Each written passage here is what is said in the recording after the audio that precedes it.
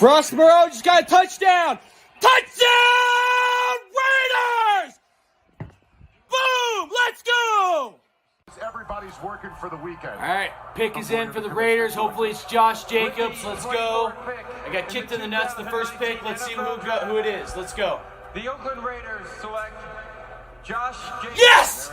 Yeah! Fucking touchdown! Raiders! Let's go! One nation, Raider Nation. That makes up for Cleveland Farrell. Let's go!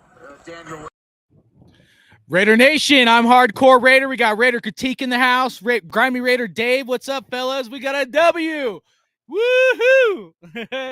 Big W. Hey, how about that Khalil Mack trade, baby? Josh Jacobs, dude. Ooh, giving us a Bo Jackson moment. That's all that matters, folks. That's all that matters. That's what pumps me up. What a great day yesterday, man. What a good feeling, man. If you're watching that game, what a good feeling to win, dude, and shut out.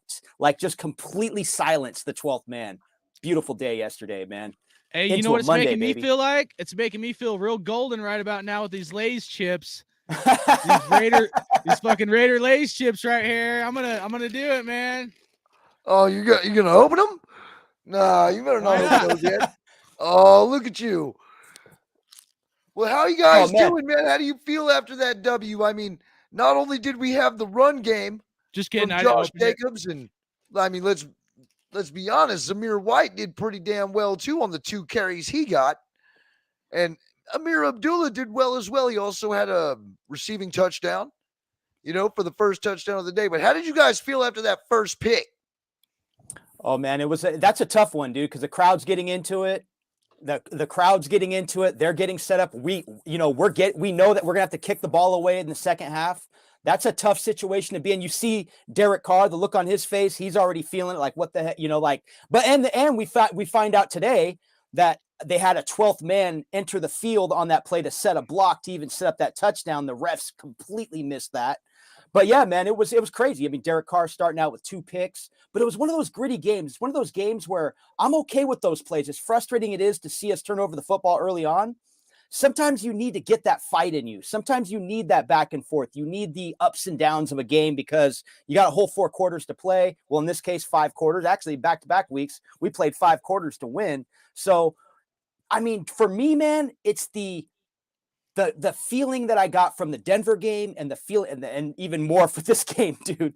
It just had that old school feeling, a late afternoon game with the sun going down in these other territories where it's a little bit colder from the West Coast, Denver, Seattle, Denver with the elevation, then Seattle, with the crowd that they've developed there in their stadium, and they got the fans all into it. And late in that game, man, where it looks like things are falling apart for us late in the game, where Josh McDaniels, has a horrible play call late in the game where the crowd gets back into it. What a way, man, for that team to face so much adversity with so much at stake. What a huge win. And the Seattle Seahawks were playing their ass off yesterday. And Pete Carroll, man, I do give him a lot of credit, man. He has that team ready every time. So what a great game for everybody as a team. But, most importantly, that was a good one, I feel, for Josh McDaniels as well, man. Just to put together something like that, that's going to go down in history, man. Well, that was a historical game yesterday. Hell yeah. Hey, I want to pause real quick, man. Al's Ghost, dude. You bailed out on us early. You're lucky I'm a nice fucking guy, because guess what, dude? You won the second gift card, dude. I was going to give it away to someone else. Next time, if I'm giving out shit, I'm going to make it to where either the people are live, and if you don't respond in 5 minutes, I'm going to give it to someone else. I know it's not much, but still. So I held it for you, brother. You got to email me at raider.hardcore@gmail.com. Al's Ghost, raider.hardcore@gmail.com, and type in the chat if you want the Amazon one or the GameStop one. And then Yoshi was the other one that won the gift card. So yeah. Hell yeah, you won, dude. I was like hoping you're in the chat and you weren't in the chat, but it's all good, dude. I'm glad you're here now. So, and then let's give a quick shout out to the chat. I know we didn't get a shout out to chat last time with Q because time was limited and I was multitasking doing a bunch of stuff. But we got N8U08. What up? We got AKA Fred, man. What's up? Robert Pina up in here. Vicky, how you doing? Circus Raider, man. What's up? Raider Nug, Al's Ghost. Who else? I think I'm missing someone. Got Vicky Circus. Orr, Yeah, Raider Nug. So everybody, man, in the chat, what's up? What's up? So D glad we got Menace. a win. But yeah, man. I guess whatever else you guys want to talk about, I got a few things, But Raider Critique, what do you think about that W, dude? Well, at first, man, when I first saw Derek Carr throw the interception at the very first play of the game, bro, it was I was like, all right, I hope we're not gonna go through this, And then the second drive, Amir Abdullah with the touchdown, made me feel a little bit better about it. Game's tied, And then Derek Carr throws another pick on the third drive, and I'm sitting there thinking to myself, like, oh man, we're gonna go through another one of these games. I for one, I didn't even think Josh Jacobs was gonna play. Thought the calf injury was gonna keep him out. At least that was as far as I was concerned. And then just to see him, like not even 90 minutes before the game, they were like, "Yeah, he's going to take the field." It's like, all right, maybe it'll be a limited snap count. He'll get limited carries. But definitely the reason why we won this game. He ran hard every single solitary time he touched the ball, and then on top of that, he was the leading receiver as well. Right. He had just as many yards as Devontae Adams, which Devontae Adams got screwed, should have got pass interference on that call, that one-handed catch. Luckily, he caught it, because if not, the referees were not going to give it to him, holding on to his glove like that. I don't know how you miss it. I'm supposed to wear glasses. I don't wear glasses at all, really. I'm supposed to, but I saw that shit. And if I could see that shit, I'm sure everybody else saw it too. So, hey, I'm glad to get the dub, man, because we got a 2-game win streak now, and we got the Chargers next. Y'all know how I feel about those Chargers, man. I would rather go in on that game on a 2-game win streak than say, 1-1 or 0-2. Hey, man, all I got to say is, like, we did that show with Q. It was an awesome show. Shout out to Q, man, and everybody else that participated in that, as well as Jamie for, winning the jersey. I'll get that shipped out this week. But, I mean, Josh Jacobs, good Lord, man. Can anybody else just, like, be such a freaking beast, man? I mean, like, here's the thing. Like, in my opinion, he's like making a run in for not just like one of the best running backs in the NFL, but maybe the best running back in the NFL. So I pulled it up. I didn't have a chance to put it on the screen and all that with limited time. But, when you look at it and you look at total yards from any running back, so you got to count their rushing yards and receiving yards. Josh Jacobs is in an immaculate company. And I'm talking guys that he's above, like Emmitt Smith, Barry Sanders. He's right in there with OJ Simpson, Walter Payton. I'm pulling it up right now to show you guys, but Walter Payton, Jim Brown, just some like amazing studs in the NFL. Adrian Peterson. So if you look at the total yards that Josh Jacobs got in yesterday's game, I'll try to show you on my phone. But he's right down here at number 17. Okay. Right down there at 17. And so he's in some damn good company to be ahead of some of those guys with those kind of stats, man. Like, and what's crazy is this was the anniversary of Bo Jackson, right? This was straight up the anniversary of when Bo Jackson ran over Bosworth. So, Raider Dave said he saw something on Facebook, and I'm gonna have to try to find it. It's on. Sorry about that, but yeah, it's on the ESPN page on Facebook. They have a split screen of Bo and Josh running, dude. It's pretty cool, man. Pretty cool. Yeah, so it's just like, dude, it's amazing. It made me think of this, dude. And again, this is bad editing or whatever, or video. But you know what's crazy about that Bo Jackson play as we watch that? Dude, remember the hype that went into that game? See what made that Monday Night Football? There was so much hype. Remember all the commercial Boz and Bo, and they were all hype. They were hyping up Bosworth big time, man. Yep, and he ran his ass over. Now, one thing. Nobody talk about Bosworth afterward. Yes, exactly, dude. Just all the hype that was behind that back in the day, because they were like, just all the Monday Night Football, because the Raiders were a big Monday Night Football hit in the 80s, man. And just crazy, man, how to relive something so similar. Dude, it is. Nuts. And then Raider Nug also put in there, Twitter also had the split with the JJ run as well. And I agree, man. Yeah, there's a lot swirling on the internet, man. That one gained steam. I got an NFL app as well, and they were sending me a ton of stats this morning.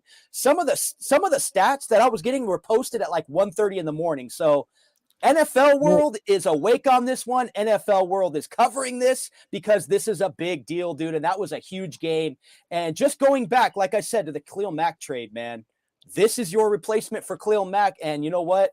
If they got to franchise tag him, whatever they got to do, keep Josh Jacobs on this roster. This goes back to 2019. Remember, late in the season, 2019, he was hiding his shoulder injury. He had a separated shoulder. He wanted to play. Remember, they held him back in one game. Right, Actually, yeah. I went to that game.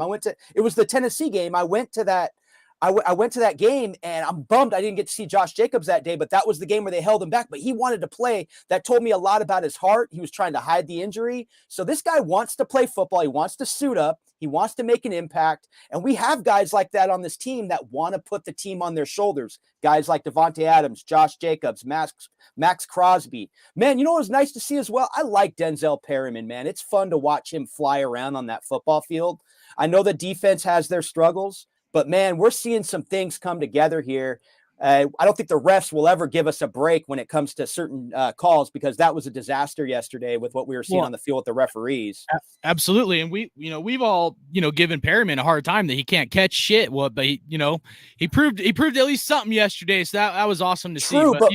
But what I see from him, he's flying around, dude. And He's flying around. Yeah, what I like about him is he's flying around, man. That's what I want to see from our linebacker. That's why I'm big on a guy like Roquan Smith, guy that's going to cover side to side. He's going to fly around, and even if he's there to interrupt a play, he's making a play. But he's pretty good at tackling, though. He's a good tackling machine, and that's what I like a lot about him. He's great at the run. He's not very good at, pass coverage. But, back to Jacobs. I'm going to play this video. I put this in the intro, right?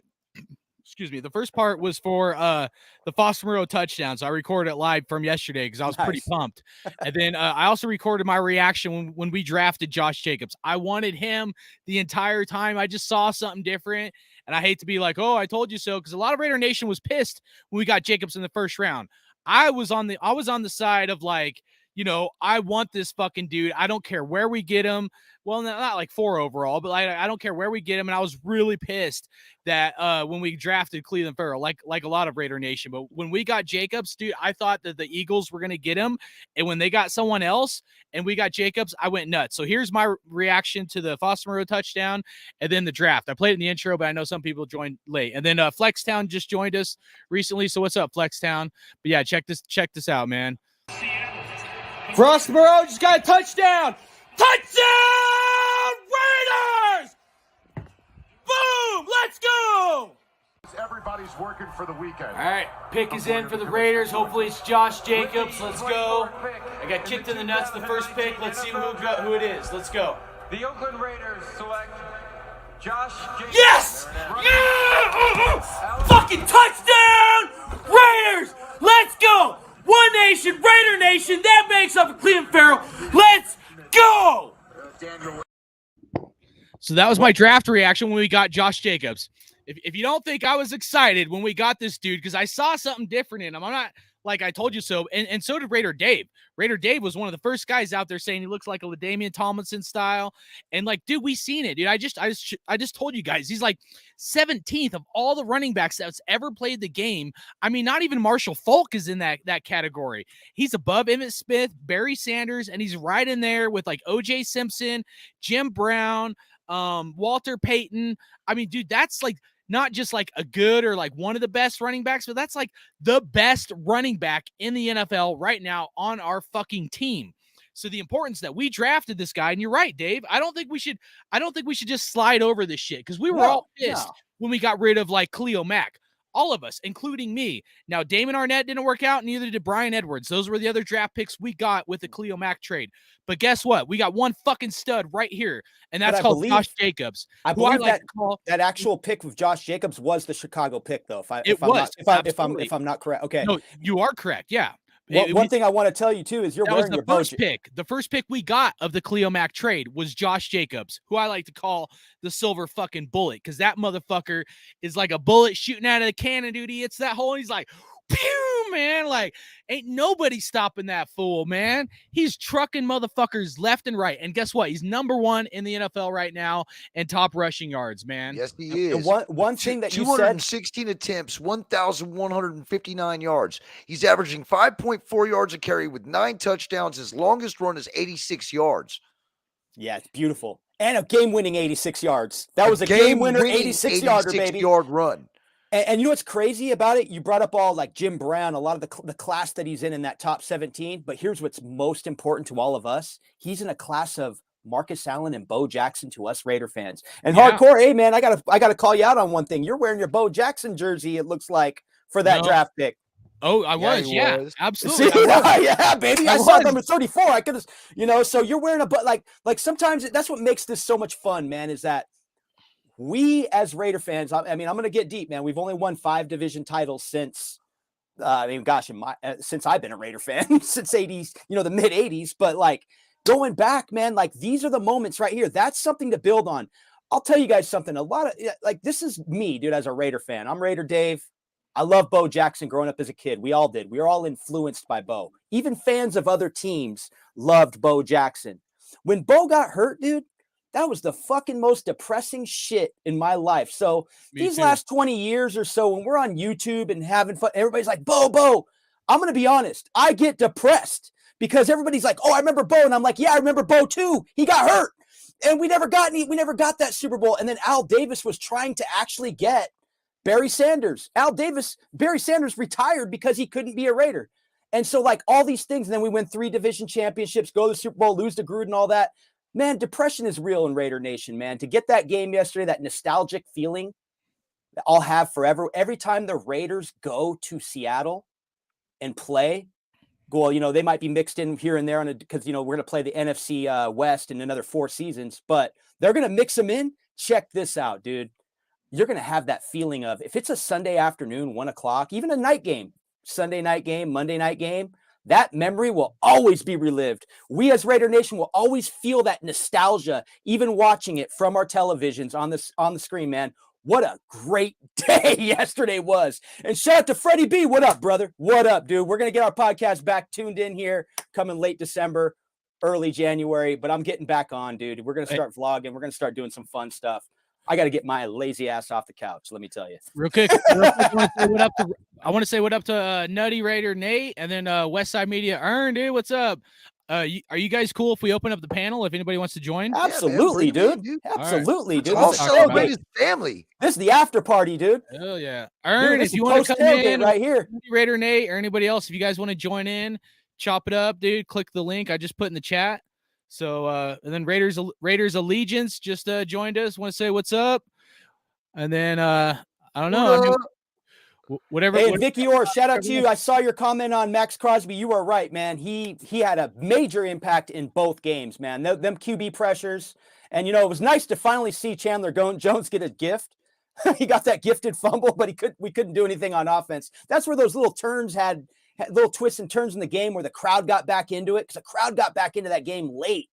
And that, man, the way this team faced that adversity and rose to a win, dude, is just huge, man. What I would like to see is no more of Keelan Cole returning punts. Yeah. That's too fucking scary. Every time he's back there trying to receive a punt, boink, bounces right off his hands, off his face mask, and on the ground. It's just, man, it's too damn. This game was way too close for any type of mistakes like that to be happening. Yeah. Oh, absolutely. With the top tier teams in the NFL, we have to tighten up those mistakes. We can't be having those mistakes because Josh Jacobs, Derek Carr, Devontae Adams, and Mac Hollins can't do it on their own. You know what I mean? The defense ain't going to make every stop. You know what I'm saying? Special teams, as good as they've played the last couple weeks, man, they've got to tighten up these little small loose ends. Where's DJ Turner, bro? Why ain't DJ Turner? I know. Yep. Yeah. And and now when we're struggling with that, on the punt returns too, without even Hunter Renfrow back there, I was still a little sketched on him this year so far, but other than that, man, it's special teams is a sketch, it's a sketchy situation. I mean, we didn't see it. I mean, that was a tough field goal for a Carlson to attempt there. He shanked that one, but yeah, there was a lot of twists and turns in that fourth quarter where momentum went back and forth, and that crowd got back into it, man. And when you have a running back, they had so many different scenarios: Max Crosby, Derek Carr, Devontae Adams, but Josh Jacobs, man, he was really that guy yesterday that just put it on him. And he had the injury designation leading up to the game until what was it, 30 minutes before the game? They're like, yep, he's active. And we were like, all right, let's go, dude. And sure enough, man, Jacobs, that was one of those games where he put it on him, dude. And he did it, man. He did it. And that's when we have guys like that on this team, which is very special at the moment, man, right now to witness that. He blew the damn doors off. I thought he was going to get maybe 75 rushing yards, dude. I'm like, he had almost 75 receiving yards alone, man. It was nuts, dude. We got Jack Bauer up in here, one of the OGs. What up, Jack? And that one-handed catch, bro. The forearm bicep pass was so fucking terrible. I was like, what the fuck, Derek? He threw it way in the fucking front of him. And here goes Josh Jacobs in his best Michael Jordan impersonation ever. Snags the ball out here and then takes off running. Oh, man, this dude is a baller. No, go ahead. And the same thing with Max, dude. Max did great on defense. When the time was needed, he was back there in Gino's face. He grabbed Gino and Gino just straight up chucked the ball down the field. I thought they were going to try to rule it a fumble. You know what I mean? Because the other guy grabbed it and took off running down the field, but no whistle got blown. The officiating in that game was absolute dog shit. We've seen some dog shit officiating, but yesterday was really shitty. That crew was out to pick on us yesterday, it seemed like a little bit. And, I swear some of these refs are getting calls from Vegas being like, oh, the gamble bets, we're going to lose, X $1 million worth of millions of dollars if it goes this way. So we got to lean a little more this way, dude. I swear there's some funky shit going on in some of these games, man. Yeah. And then we got a question in the chat that's very good from Raiders Allegiance. He posted, I seen that one. Yeah. If you don't mind, I would love to answer that question, dude. I would have to say, man, that goes down as probably one of the greatest runs for me in Raiders history that I witnessed. I mean, I can't think of, aside from Terrell Pryor, man. I mean, but Terrell Pryor broke free where he had that 90-something yard run. 95. But other than 95, what about McFadden? I think it was the Broncos game or something. That he was a very fun player to watch. I'm a fan of McFadden. I'm a fan of Darren McFadden. I loved him in college. I loved him as a Raider. But this one, the impact behind that run, I mean, that's an overtime run. I'll even speak on the emotion of Derek Carr after that run. Okay, so Derek Carr, when you see him here's one thing. Derek Carr had to audible on that play, saw the weakness on the right side, saw that the defense was stacked on the left side, and gave Josh Jacobs the lane on that hole. When Josh Jacobs broke through that hole, you guys, of course, can see Derek Carr go down with emotion. That's where I say to Derek was talking about what these guys put their bodies through in an emotional press conference after the loss to the Colts. Now, Derek, you see that emotion, that relief, he knows Jacobs is limping, dude. He knows Jacobs limped in that game. He knew what he was facing in practice, that he was limited or not practicing. Then to get that win, you got to credit Derek Carr a little bit on that because he had to audible, get Josh Jacobs the right call, and that thing broke free. Just the way that whole play came together, that is, for me, that is one of the all-time greatest Raider runs. Well, not just that. I mean, that's got to compare to that Bo Jackson one that I just showed, where he's running out of the stadium. But for Derek Carr, game was like that. I mean, I didn't give up on Derek Carr at the beginning of the game. I know Aaron thinks that I watch Raider games and I'm want to Carr to die or something. It's pretty funny. But, I'm actually not like that. I actually root for the dude, even if I'm critical of him. But for Derek Carr to throw an interception, I mean, I wasn't I was upset, but I was like, man, I was more like, dude, you got to be better than that. You know what I mean? That was kind of my take. I was like, man, but for Carr not to crumble, because we've seen him at times where he kind of crumbles when he makes critical mistakes.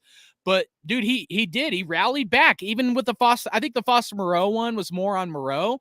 Even the Adams one, I don't know. I felt like Adams could have done something a little bit to maybe help it not being an interception. But I mean, for Carr to overcome doing, throwing 2 interceptions, whether it's his fault or the receiver's fault, and to come back and to play pretty damn well, I thought was pretty fucking awesome, dude, because that's the Derek Carr I want to see. That's the Derek Carr we've seen at times. And that's the one where, like, if he's going to be the leader of this team and we're moving forward with him, that's the kind of production we need. If you fuck up, okay, so be it. We move on, and then, we triumph, to finish the game. And that's essentially what you're talking about, Raider Dave, where, Carr did pull through when it mattered most. And that's what we need. And they scrapped in that game. Well, I like the back and forth. Like it was a real football game. That's what I like about it. Like John Elway wasn't that great of a quarterback, believe it or not. He would be garbage or okay most of the game. The last 4 minutes of the game, the dude would just, like, a different trigger would click in him, and he'd come back and win fucking games left and right all the time, especially against the Raiders. So like, you just have to be, like, you don't have to be great the entire game. It's hard for any player, in my opinion, to be great the entire game, unless you're the silver bullet, Josh fucking Jacobs, but you just got to be great at the critical moments when it matters most. For us to kind of get some points on the board before halftime, and then to go down towards the end of the game, I felt like we had momentum on our side. I know Raider Dave and us, and me, we talk about momentum a lot of times, but like, we had the momentum, dude. I felt like a few times I felt like the momentum was slipping. But then lost it a couple times in that fourth quarter, though. We did, but we shifted it back with some great defensive play, Max Crosby and some of these other guys. Mattered. They stepped up, bro. And I mean, yeah, they put up 34 points. But, man, as far as I'm concerned, we were supposed to be putting up 40 points a game. This is what the hell we were supposed to be doing. And without Josh Jacobs, there's no way we win this game. And I see, are you clicking on that? Because Raiders Allegiant is backing it up with the Marcus Allen run, and I totally agree. That is one of the greatest rushes in Raiders history. I was 7 years old when that happened. I'm just speaking as far as what we've seen these last, like being a diehard, emotional, losing sleep over games fan. That run for me is just one of the most impactful. But Marcus Allen, man, hey, shout out to Marcus Allen. I remember that. To me, that run is definitely top 3. Lincoln High School, right out here in San Diego, man. That one, and then Marcus. Yep. You know what I'm saying? Because that was, not only is this a career game, but this is a franchise record game. Yep. You know what I'm saying? Like, he is now going to be in the record books for the rest of his life on that Raider Nation panel. You know what I'm saying? So, like, that's a Raiders shrine right there. It'll always be around Josh Jacobs. Yep. So and you got to pay this dude, man. And these days you got linebackers that are running 4.7s, 4.5, 4. Some of them are running 4.40s out there, weighing 250 pounds. It's crazy what the league. There, you found it. Cool. Yeah. And but yeah, man, what a great memory, dude, that we got as Raider Nation yesterday to put in the books, man. It was just a great day. I asked this on Raider Ben show, shout out to Raider Ben. But I asked the panel, like, hey, who won the Khalil Mack trade? Was it us or the Bears? And then if you could only pick one guy, who would it be? Josh Jacobs or Khalil Mack? And for me, hands down, it's going to be Josh Jacobs. I felt like Khalil Mack won to us maybe 3 to 5 games, like he was that kind of difference maker, and he helped with a lot of games. But I mean, like, almost he himself, I'd say, 3 to 5 games he helped us win by himself. Josh Jacobs, I feel, has helped us win a lot more fucking games than just 5 games, especially like what we saw yesterday. Khalil Mack, I mean, I've gone over his stats and stuff. I could read them off again. I think I still have them on my phone. But they weren't great once, Khalil Mack left the Raiders, And so, like, when I look at it and I evaluate it with what Khalil Mack was getting paid or is getting paid, and then what Josh Jacobs is getting paid, to me, it's like, if you can have an offensive player that's literally going to help be the difference of you winning a game. I mean, to me, it's hands down got to be Josh Jacobs, because when Khalil Mack was on the Raiders, I got it right here, 4 sacks his first year with Oakland Raiders, and then 15 sacks in 2015, and then 2016, 11 sacks, and then 2017, 10.5 sacks. And then Khalil Mack with the Bears starting in 2018, 12.5 sacks, 8.5 sacks, 9 sacks, 6 sacks, and now he currently has 7 sacks. Or this was before the last game. I don't know if he got any sacks his last game. And Max Crosby, I mean, he's got to be at 10.5 sacks now. Yeah, 10.5. 10.5 is where he's at right now. Yeah, because when I pulled this up before, I know he had like freaking 9 sacks. So yeah, it's got to be 10.5 sacks. Oh, Yep, it looks 10 like, half.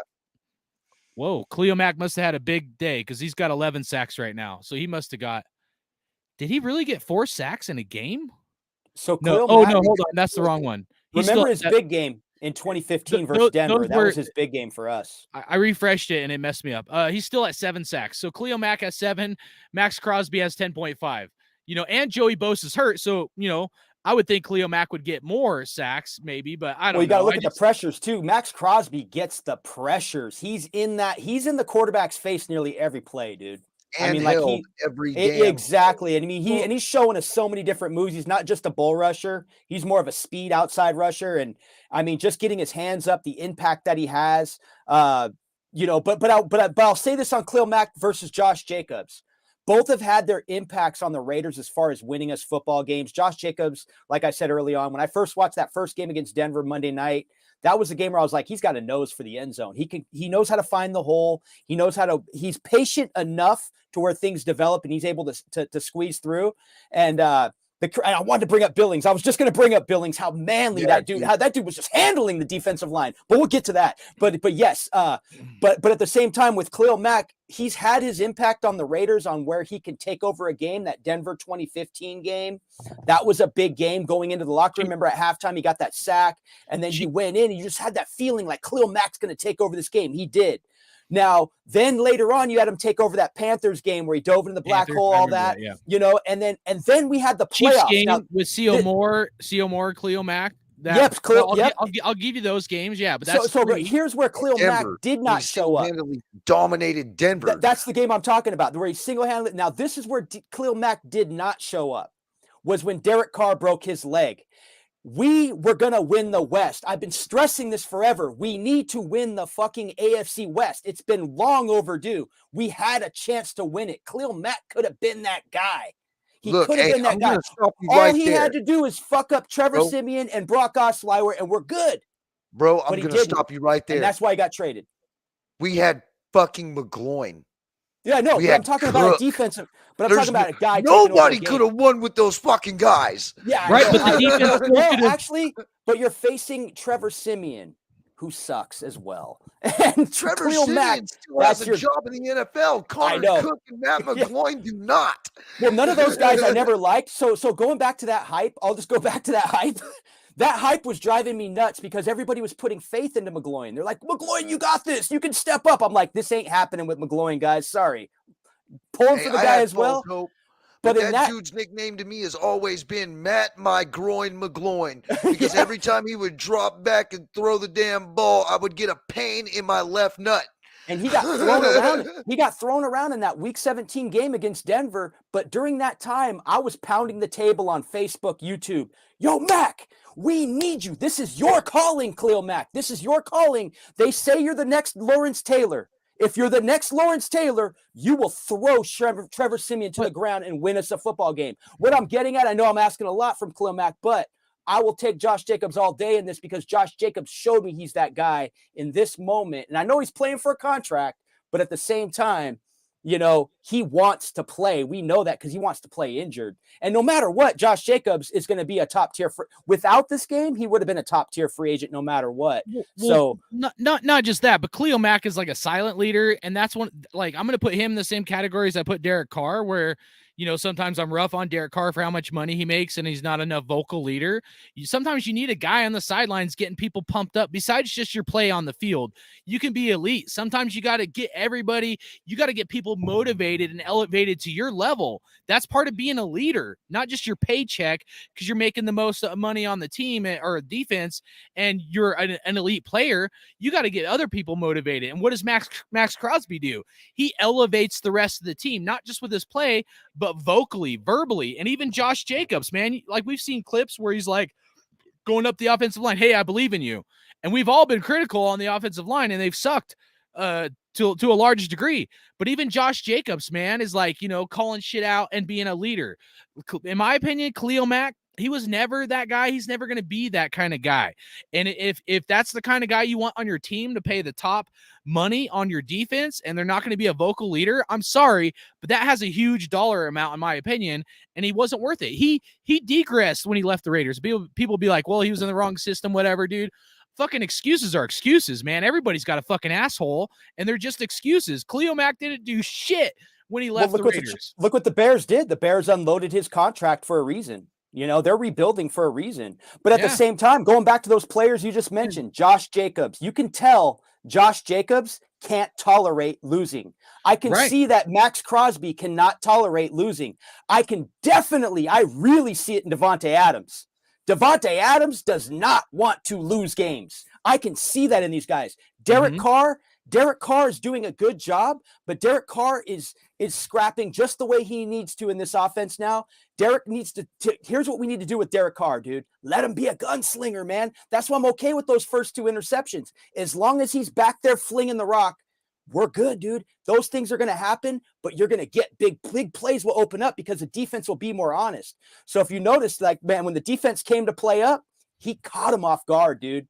And Josh Jacobs hit that fucking hole on the right side and booyah, 86-yarder, dude, for a touch. I mean, what a beautiful 303 yards. It's insane. Literally insane. 303 total yards. Total yards, yeah. 74 receiving and 229 rushing. And two TDs, you know. I mean, the dude is out of his freaking mind, you know. And I know Mac had a good year, but like some people, like this whole running back by committee thing, I don't buy it for a second. I think it's complete horse shit. That's like saying, is Walter Payton just another running back? Is Jim Brown just another running back? Bo Jackson, OJ Simpson. If you go modern, you know, Alvin Kamara, Derrick Henry, you know, you could say McCaffrey, but he's had some injuries and stuff. And like, here's the difference in my opinion about Josh Jacobs. So like, this is something to like what Ern said, where, you know, the ball is in Josh Jacobs' court. Yeah, to some degree, because we didn't give him a 5th-year contract. But then even if we would have gave him a 5th-year contract, we'd still be in the same situation at the end of this season. Okay. Now, in my opinion, Josh Jacobs wants to be a Raider. Okay. He is a Raider. He wants to be a Raider.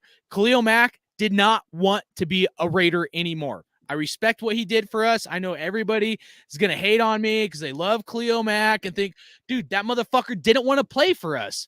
Whether it was Gruden or whatever the hell, I don't care. He didn't want to be a Raider. In my opinion, someone like Josh Jacobs, not only does he want to be a Raider, but this dude came from nothing. He was fucking homeless, living in a car and shit, dude. So like, if a guy like that gets paid, like Josh Jacobs, he's going to keep grinding, just like how Max Crosby got paid, and he's still balling out. He didn't take his foot off the gas and like, oh, I'm worried about getting hurt and shit. Josh Jacobs is literally flying to games, you know, being sick, playing, you know, hurt and shit, you know. I mean, like, and this ain't the first time he's played with some injuries. He's played with like a fucked up shoulder and shit, and he just triumphed through it, man. So, you know, and he's real humble. He's very absolutely humble. So to critique, you know, you don't have to agree with us, obviously, but like, would you rather have Khalil Mack or Josh Jacobs? Well, I think every Raider fan right now would say Josh Jacobs. Out in this trade. I think we made out as revolutionary as both players are. I think we won ultimately in this trade because we needed that leadership on the offensive side of the ball. All right. As much as anybody wants to sit there and say, oh, we've got that leadership with Devontae Adams, we've got it with Derek Carr. No, we needed that through a running back. We've always buttered our bread with the run. We are a smash mouth football team. We run first and hit you deep later. I mean, that's what we've always done. And the Raiders have always been successful when they have a dominant running game. We've always been successful that way. So if it's not broke, don't fix it. Josh Jacobs deserves to be paid. There are certain players on this team who have not shown up to play this year, who have been paid a shit ton of money, who do not deserve it. You know what I mean? Renfro. and then one more thing though, we got to I'll fucking call them right out. You guys are stealing from the fucking team. Restructure your contracts. Get Josh Jacobs paid because he's the only reason why we're winning right now. It ain't because you bums ain't in there. You guys ain't in there. So, I mean, shit. do the team a favor, do the franchise a favor. Why don't you guys take a little pay cut? Darren Waller, Mr. 51 million. Come on, bro. Now, one thing too is our offensive line. We got to credit them a ton, dude, for what went down. Both sides of the football and the line, with Billings and then our offensive line, man, with them. I mean, you watching plays where the offensive line is there to help Jacobs up every play. I mean, those guys are in the record books. That questionable offensive line, the entire offseason with the offensive line was questioned, especially the right side. The right side was questioned. Those guys, I know, isn't that funny? I love that comment, dude, by the way. I saw that. That's why I was laughing when you were talking. Yeah, I was laughing when you were talking because he dropped that gem right there. I think that's funny. But yeah, you know what, man? Like just to give credit to that offensive line because they were the biggest question going into the season, man. And look, those guys are in the record books right now, man. Those guys are in the record books, man, with that play, with that game by Josh Jacobs, man. Those guys go down in history with Josh Jacobs, man. It's a beautiful, beautiful thing, man. And watching it come together, watching everybody gel and start to play together and come together and be gritty throughout a game, man. That's such an emotional roller coaster of a game.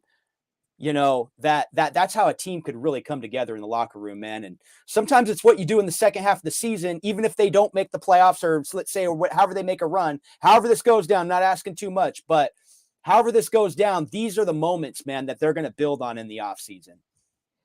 Hell yeah. Well, all right. So we got, I want to give a quick shout out. We got Billy J 916. What's up? Robert Pina in here. Cool Kev. What's going on? Southside Raider. What's going on, brother? Raiderette for life. I can't fucking pronounce that. Afakashi. I just can't say it, dude. It's like one of those words that I struggle with. I'm sorry, He's brother. Australian. I know. Maybe if I say it with an Australian accent, it will help me. But yeah, anyways, Afakasi Raider, man, I love you, brother. I'm sorry. Just I got big lips. Sometimes they don't fucking work with my mouth, but I talk fast. But yeah. So we got a lot of people in the chat here. Who else we got? Raider Allegiance, Raider Nug, N8U08. So everybody in the chat, appreciate you guys. This is actually, I think, a pretty good comment. What do you guys think about that, man? Yeah, I mean, yeah, one of those guys, yeah, man. I mean, it could, I don't know. I mean, they're not, I mean, Waller has been ghost, on the rock. I mean, and questioned, with his, but yeah, man, I think Josh Jacobs, no matter what, I think that's going to be a priority. I can almost see it already. Just the impact. I mean, just management, just like we're watching, they're watching, and they were at that game. They felt that moment. I mean, they know how big that game was. They know what Josh Jacobs has brought to the table. Like I said, he's in a class of his own right now, man. He's a bruiser. He's showing he's a true Alabama back in the NFL, dude. You could give him 25, 30 carries. He'd be all right with that, dude. I mean, this guy's a bruiser, dude. This guy's the real deal. And like you said, a lot of teams will run off the committee of backs, but guys like Derrick Henry, he's going to secure the carries on that team, and just like Josh Jacobs, man, you're going to see some backs mix in. One thing though, I just want to say something about Derek Carr's first touchdown pass though. His first touchdown pass to Abdullah was beautiful, dude. The way he stood, I just want Raider Nation to see what I'm kind of seeing too. You know what I mean? Like if we're critical on Derek Carr, it's the happy feet. Watch Derek Carr on that touchdown. That's one of the better displays of Derek Carr that I've seen, where he stood there with confidence. Feet did not move. He even gave a hard fake, and he hit him right down the stretch of the sideline right there, man. He had the defense right where he wanted him, and that play is the play that's the type of quarterback play I want to see from Derek Carr, man. Well, like right there, type of play. You're 100% right. Something's changing with his mechanics, because like his mechanics for years, in my opinion, have been lackluster. Like they're not. It's like I think I said this last show, or maybe it was a Raider Ben show, but essentially what I've noticed is like when he hands the ball off, he'll do it where like the running back is kind of far away. And it's like it's not even a good fake handoff. And when he does it, like his mechanics, it's not the same. It's not the same each time. It's like it's not this repetition where it's always the same, a perfect, like if you watch Tom Brady and Peyton Manning's, they'll like go to hike the ball and then they'll like fake the ball, and then they'll go for a pass. Sometimes they'll hand the ball off and they'll act like they throw. Not just that, but you'll see a lot of times where they'll drop back and they're not like just staring down. And this is basic, all this should be basic shit, but they're not just staring down their guy they're like faking it this way, but they really want to go this way. And on that play of what you said, the first touchdown to Amir Abdullah, he was looking like in the middle to the left of the field. Staring down the middle of the field. Yep. You're right. And that's what we need. That's what he should do. Because there's been too many times where he's staring down receivers way too much. Like, you can tell he's going to fucking throw it there. Now, sometimes it can work, but you can't do it all the time. This is how the Honey Badger has owned Derek Carr and got all these fucking interceptions and shit, because they'll stare people down and shit. So, you're right. I think his mechanics changed some with John Gruden, but I definitely think that they're getting elevated, because I've noticed his fakes a lot better, where he's actually selling the fake. Okay. And I feel like he's not staring down the wide receivers, at least these last few games, nearly as much as we've seen him do at times. And I don't know why or how he's backslidden at times, or like how he got into these bad mechanics. But honestly, it reminds me, I hate to say this, I think it was Hard Knocks or something. It was when Peyton Manning came to the Raiders and he was talking to Derek Carr. And he was trying to like teach Derek Carr something or tell Derek Carr something. And Derek Carr was like, yeah. And like trying to like talk over Peyton Manning. And I'm just like, dude, if you have somebody as great, and this goes any profession, but like somebody like is great that like knows their shit, just shut the fuck up and listen to what they're trying to fucking tell you, because you might be able to learn something. And like, I get it. Sometimes we as human beings, we get so excited. We just want to like show other people how much we know as well. But the fact is, like, that guy might know more than you and be able to help you more than you. Peyton Manning wasn't a fast guy, but he always did foot drills and had fast feet, even though he wasn't a fast guy. And I think Derek Carr is faster than Peyton Manning, but Derek Carr, sometimes his feet aren't fast, if that makes sense. And Peyton Manning, every play was urgent to him. Remember, he held the ball by his head. Everything was like nonstop. Raider Nug has a gem comment here. Do you think he's breaking those habits because of Davante Adams on him about it? I absolutely do. You have a wide receiver who will demand the football and say, I am that good. You can throw me the football any vicinity. I think Davante Adams has been telling him straight up, like, dude, you have to be confident in your supporting cast. You have to be willing to risk turnover. You have to, rather than taking the sack and getting a fumble, let that ball go.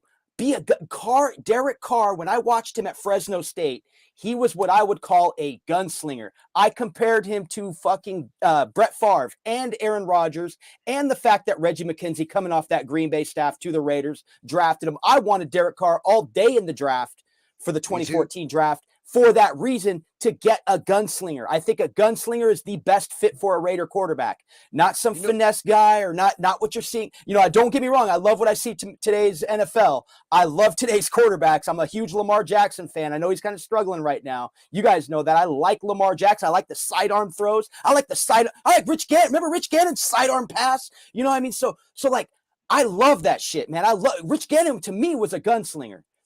Now, I love that. And I think that's Carr's best asset. When you're trying to run a West Coast and it's all safe timing, he's expecting the receiver to be there. Well, sometimes the receiver's not going to be there. He could get jammed, could slip. You never know. That's where it got kind of like, where Carr kind of was exposed a little bit. Now, I think McDaniels, the staff, and his supporting cast, they're starting to tell him, hey, and especially Davante Adams, like Raider Nug said, he came from a veteran quarterback. He played with Aaron Rodgers. They had a good relationship, a good chemistry, and he's telling Derek Carr that, like, hey, don't be afraid to let that ball go, dude, because part of this game is airing it out. Al Davis said it best. You got to air it out 4 times a game. Even if you're stretching the football 50, 60 yards and you're throwing it over the defense and there ain't nobody there, you just stretched the defense without even completing a pass. But what you did was you kept that defense honest, saying, hey, dude, we ain't afraid to throw at you. And that's what I saw yesterday. I can tell you this. He has dropped some dimes in his day. He dropped a couple dimes yesterday. Yesterday, he did. 8 out of 10 times he can drop the damn pass right exactly where it needs to be. Right there in the breadbasket of Morrow, back there in the back of the end zone, that is a very clutch pass to throw, especially since Morrow was surrounded by 2 people. Absolutely. You know what I'm saying? And he dropped that shit right in there. Now there's other times where you're like, what the fuck? And what Cool I mean? Kev's in the comment. I got to disagree with Cool Kev. Gannon was a gunslinger, in my opinion, dude.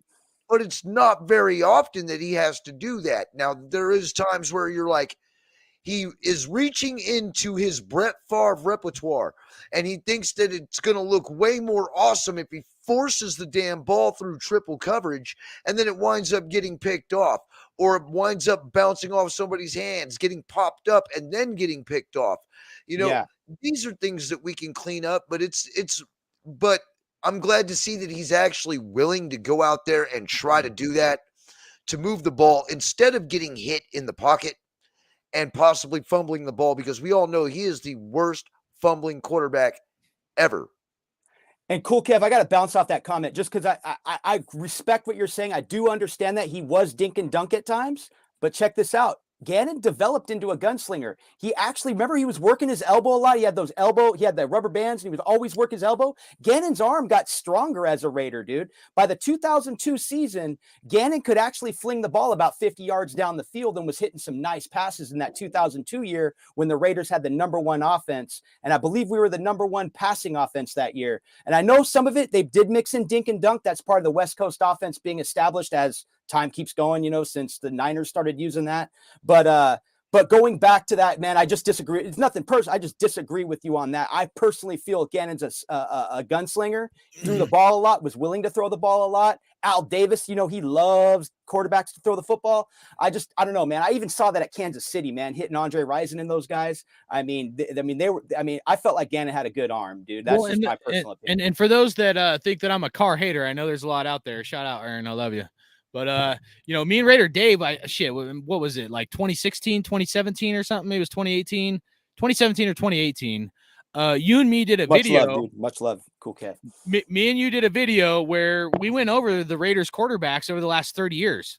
Now, a lot of people hate on Derek Carr and shit. We were supporting Derek Carr, not 100%, 110%. How many Raider YouTubers you ever fucking seen out there gone over every quarterback and broke it down? Me and Raider Dave did like an hour and a half show. I can't remember if it was on your channel or it was on my channel. Yeah.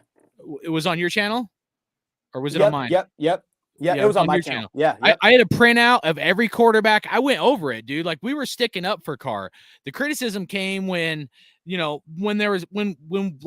least for me, when I got to a point where I seen that Derek Carr wasn't producing as good as he should be, because that's an issue, especially if the guy's going to make top dog money. However, the flip side to that is I will also give Carr praises if he's doing well and if he's developing and improving. If he's stagnant or regressing, I'm always going to call a fucking spade a spade, dude. I can't just like not sit there and like fucking say something when I know the reality could be something else. And it doesn't mean I'm a hater. I'm trying to hate on him, but he's got to be not just good or okay or average. He's got to be fucking great.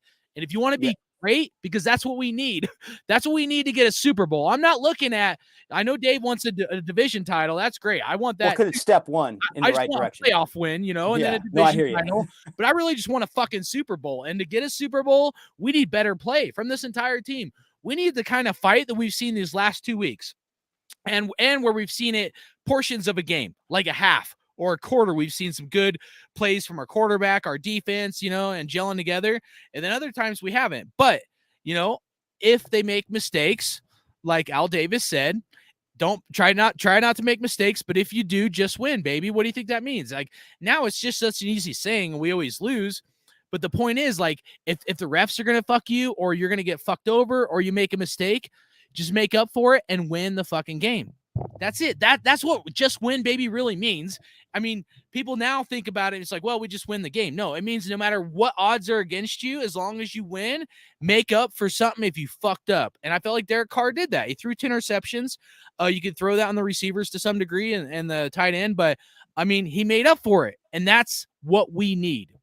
And to even back you up on that, during that time, dude, there was some frustrating moments, and there still is. We're still finding our way to win in this league. But one thing is that Derek Carr, that last game in Oakland, he got outplayed by Gardner Minshew. You know what I'm saying? So it's those types of plays that are going to catch folks' attention, to where, especially my attention, where I'm like, hey, dude, we can't have Gardner Minshew running down the field in Oakland to get the game-winning, on the game-winning drive in Oakland, in Oakland's last game. That's a tough one to take. You know what I mean? So little things like that. But once again, and I think a lot of his he's a professional. He listens to his coaches. He had Gruden in his ear for a few years there. And, so one thing is I think and I know I did credit, and I love the comment from Jason Marshall. McDaniels is showing ice in his veins. Several times this team could have crumbled. See, I like that because I see little things like that in Josh McDaniels. He did struggle on some play calls yesterday. However, I did see some positive in the play calling yesterday. He still, you know what I felt like he did yesterday? I felt like he opened up the playbook, man. I just feel like he opened up that playbook. Don't get me wrong. I was a little pissed at the end when we had 40 seconds left on the clock with 2 timeouts and we got the ball back. I felt like we should have went down the field to try to kick the game winner. Love the way the game, don't get me wrong, that would have been just a simple win. I love the Josh Jacobs win in overtime. Let me scratch that. But at the same time, during that game, I was frustrated. I'm like, why are we conceding defeat right now with 40 seconds left? And then with 40 seconds left and, we're taking a knee. So that was a little frustrating yesterday where I was like, okay, McDaniels, I was a little frustrated with McDaniels at that point. But other than that, we got the overtime win. But other than that, man, I'm not too critical of Josh McDaniels. And to bounce off of, I didn't realize Derek played defense. Totally agreed. What I'm saying is Gardner Minshew outplayed him that day. That's all I'm saying, bud. And that's a fact. Yeah, that's a fact. And hey, that's why be you saw real. nacho cheese. Hold on. That's why you saw somebody throw their nachos on the fucking field and leave nacho cheese on the end zone, bro. That was a disgusting day in Oakland. And you saw the fans busting the seats. That's why Gardner Minshew outplayed him that day. I know the defense surrendered it, but Gardner Minshew outplayed him. And this video ain't like to hate on Derek Carr and stuff. No, not at all. We're backing up what we say about Derek Carr. We're backing up the little things that we see. We're diehard fans, but at the same time, we want to win, dude. Winning. Think about how you feel today. You won. Today, you won. You saw the emotion in Derek Carr. Derek Carr, outplayed Geno Smith. Right. And you could say like, hey, he doesn't play defense. Our defense has been garbage at times. No doubt. But you can't go down and score. What fucking game was it? We kick 3-4 fucking field goals. Dude, you can't go down in the red zone and settle for fucking field goals and think you're going to be a good or elite team. You're going to be a fucking dog shit commitment to mediocrity team. And last time I checked, it's commitment to excellence. I don't care if the wide receiver's dropping the shit, the tight end. It don't matter. As a team, we got to figure out a way to win. We got to figure out a way to go down and score touchdowns. You can't be settling for dog shit fucking field goals as good as Daniel Carlson is and expect to freaking win, man. There's no way. You got to figure out a way.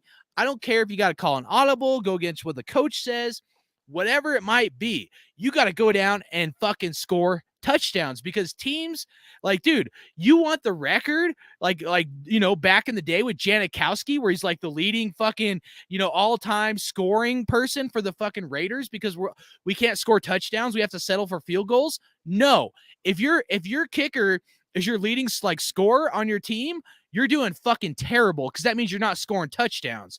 So the reality is, if we want to be good, we want to win, we need fucking touchdowns. And that has nothing to do with defense. That's our offense. And our defense does need to step up and do better. No doubt. The defensive line, interior defensive line has been garbage. And the middle of the field has been just wide open. And I said that last video. But the reality is it is a team sport. We need help on both sides. Both sides got to step up. Even the offensive line, I think they did great yesterday. But the offensive line, has struggled. So, we're definitely a work in progress. We're far from a finished product. Of course. And then Al's Ghost has a great comment in there. Refs robbed us on the last game in Oakland. Derek slid in bounds. I totally agree. But here's what Derek needed to know. Here's what Derek needed to know on that play. Okay. Derek should have went head first, dude, and slid for that extra yard. And the reason why, Derek should have risked everything on that play. I'm talking going head first. Jalen Hurts goes head first. Lamar Jackson goes head first. These guys want to win. If Derek goes head first and doesn't take the QB slide and doesn't celebrate, because the celebration bugged me a little bit after that slide because he got the first down, but the ref, we got to bank on that ref marking that ball appropriately to get us where we need to be. Derek, by all means, what they used to use ball means, get that first down, dude. Fight for that first down. Risk a freaking injury to get that first down. That's part of the game, man. And I know today sometimes we just gotta. Sometimes guys are thinking about their contracts and stuff. And Derek's doing the right thing. He's doing what his coaches are telling him this. But because they're looking at you got to think about how this management. They're thinking about the money, guys. I mean, the money in the contracts. There's so much money changes the game a little bit. But then you see guys out there that are willing to risk it all, and that's why. Like I said, I just noticed that a lot. Like Jalen Hurts when I watch.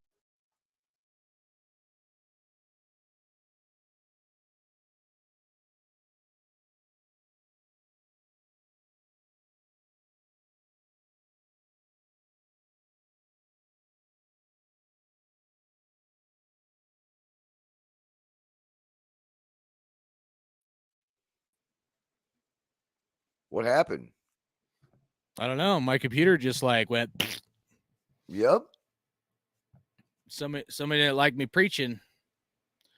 Hopefully Raider Dave comes back. So, one thing I want to say is this kind of, I try not to go here with like Raider Nation and shit, because I always try to bring unity to Raider Nation.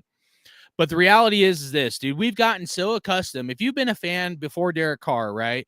And you've been a fan of this team for a while. Sorry, Raider David. Like my computer completely shit out. I don't know what happened, man.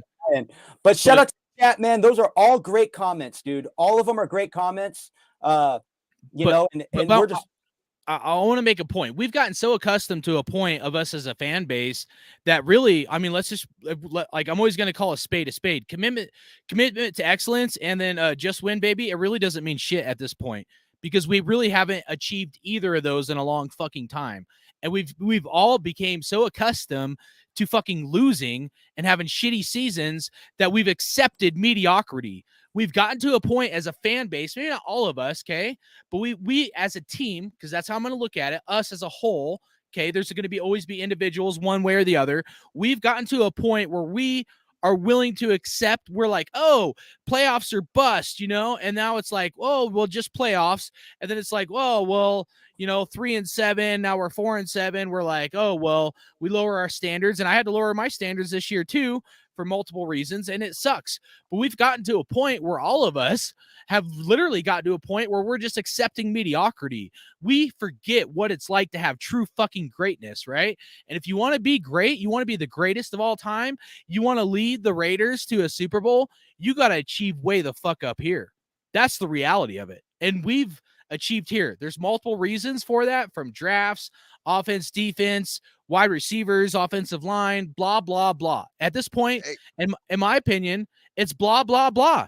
Because if we want to get back to a point where we're a dominant team, because I know there's a lot of old school Raider fans as well that became fans in the 70s when the Raiders were dominating. If we ever want to have a glimpse of that, we got to learn what it really means for the commitment to excellence, because that goes with your everyday life and practice to game day to when the chips are stacked against you.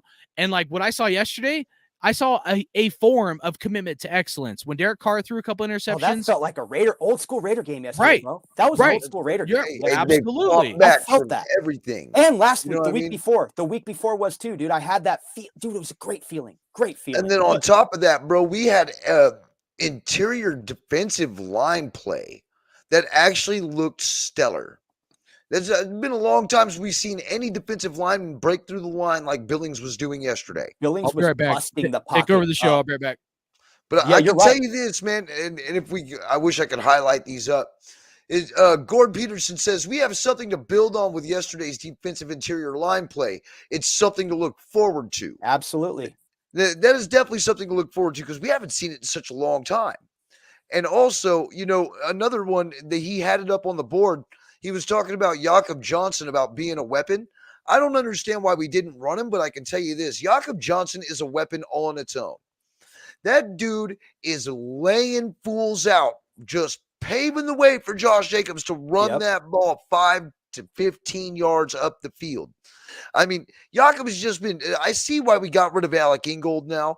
We don't use Jakob like we used Alec Ingold, because Alec Ingold, he would go out and catch a pass every once in a while. Jakob's not that guy. Jakob is your Barry Word. You know what I mean? Yeah. Your big truck up front. If you want to give him the ball, you can give him the ball, but he's going to more or less, he's going to be a lot better laying the wood than he is anything else. Basically like a Lorenzo Neal style I was fullback. gonna say Lorenzo Neal style. Yep. Yeah, Craig Hayward. You know what I mean? Oh, good old Iron Head. You know what I mean? Just follow that dude right through the hole and watch him blast the first motherfucker that gets in his way. And I mean, and literally floor him, dude. I saw him floor so many people yesterday. It wasn't even funny. This team played their ass off, and the offensive line blocking scheme seems to be working. It doesn't matter who we've got in on that interior offensive line. When we're running the ball, they know their job. It's when we're passing the balls when you got to kind of start shifting these guys in and out, because some of these guys know the pass blocking scheme a lot better than some of the other guys who actually are better run blockers. So maybe we're starting to get it. But I can tell you this, man, it was nice to see it. Yep, it absolutely. It was so nice to see it, bro. Huge shout out to the chat, man. These are all great comments, man. Happy birthday as well, man. We got who had their birthday in there, dude? It was my birthday on Saturday. I turned 44 on Saturday, man. I didn't, but yeah, and so it's just a great weekend, dude. Thanksgiving, it's good to get, finally, people are coming, with everything out here. Some people stay home, but like everybody coming together, getting together for a holiday weekend, and then having some football. My buddy was at the game yesterday in Seattle, and he was sending me pics from there. It was just a great vibe, dude. It was just one of those. I like yesterday and into today. That's all I kept saying, man. I wish I was at that game, dude. I wish. This feels a lot better than the Thanksgiving win in Dallas last year. Oh, absolutely. And I mean, and I live in Texas, so it's great to sit there and rub it into all these Dallas Cowboys fans' faces when we kick their ass in overtime. You know what I mean? But this game here just felt different. It finally, I felt a sense of peace come over me because I can see the team finally starting to get it and fight. You know what I mean? Like they fight, regardless on what happens to them, no matter if the refs fuck us on calls or whether we go down 2 interceptions, 2 turnovers where they score 10 points on them. You know what I mean? They were fighting to keep us in the game, and not only to keep us in the game, but to win the game. And I mean, shit, that's what Raider football is supposed to be. Yep. And man, against an old division foe too, man. Exactly. Because man, they growing up, man, that was like a fun rivalry, being a part of the AFC West with the 5 teams, and just and that's why I always say I'm always all about winning the West, man. Because you go back to like Marty Schottenheimer, man. We went through that run with Marty Schottenheimer with the Chiefs all the way to the Chargers. And then, and then the Raiders, man, in 2000 to 2002, winning 3 straight championships. I thought we were on the road to a dynasty. And I've always told you guys this, man, how I feel about, like, we were so close to Super Bowl number 4. And it felt like it was right there. That was when Pittsburgh Steelers had Super Bowl, 4 Super Bowls back then. Right. Now they have 6. Now the Patriots have 6.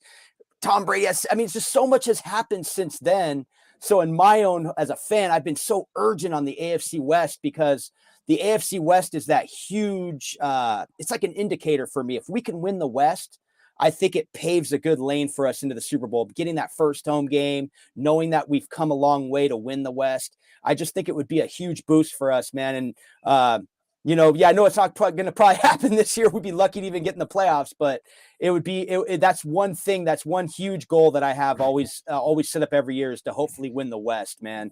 And I love your spunk, but I like being the underdog. Yeah, that like too. That too. In as the wild card and then just whipping everybody's ass when we get in there. Yep. That would be a fun one. Yep. And it feels a lot better when you're overlooked.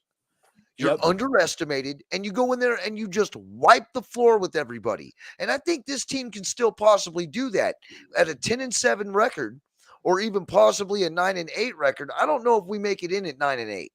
It's possible, what I mean? But 10-7, I think it's possible. You know what I mean? And I'm going to keep my faith. We are going to the playoffs and getting that first playoff win until we are not. You know what I mean? And if we lose another game, we probably are not.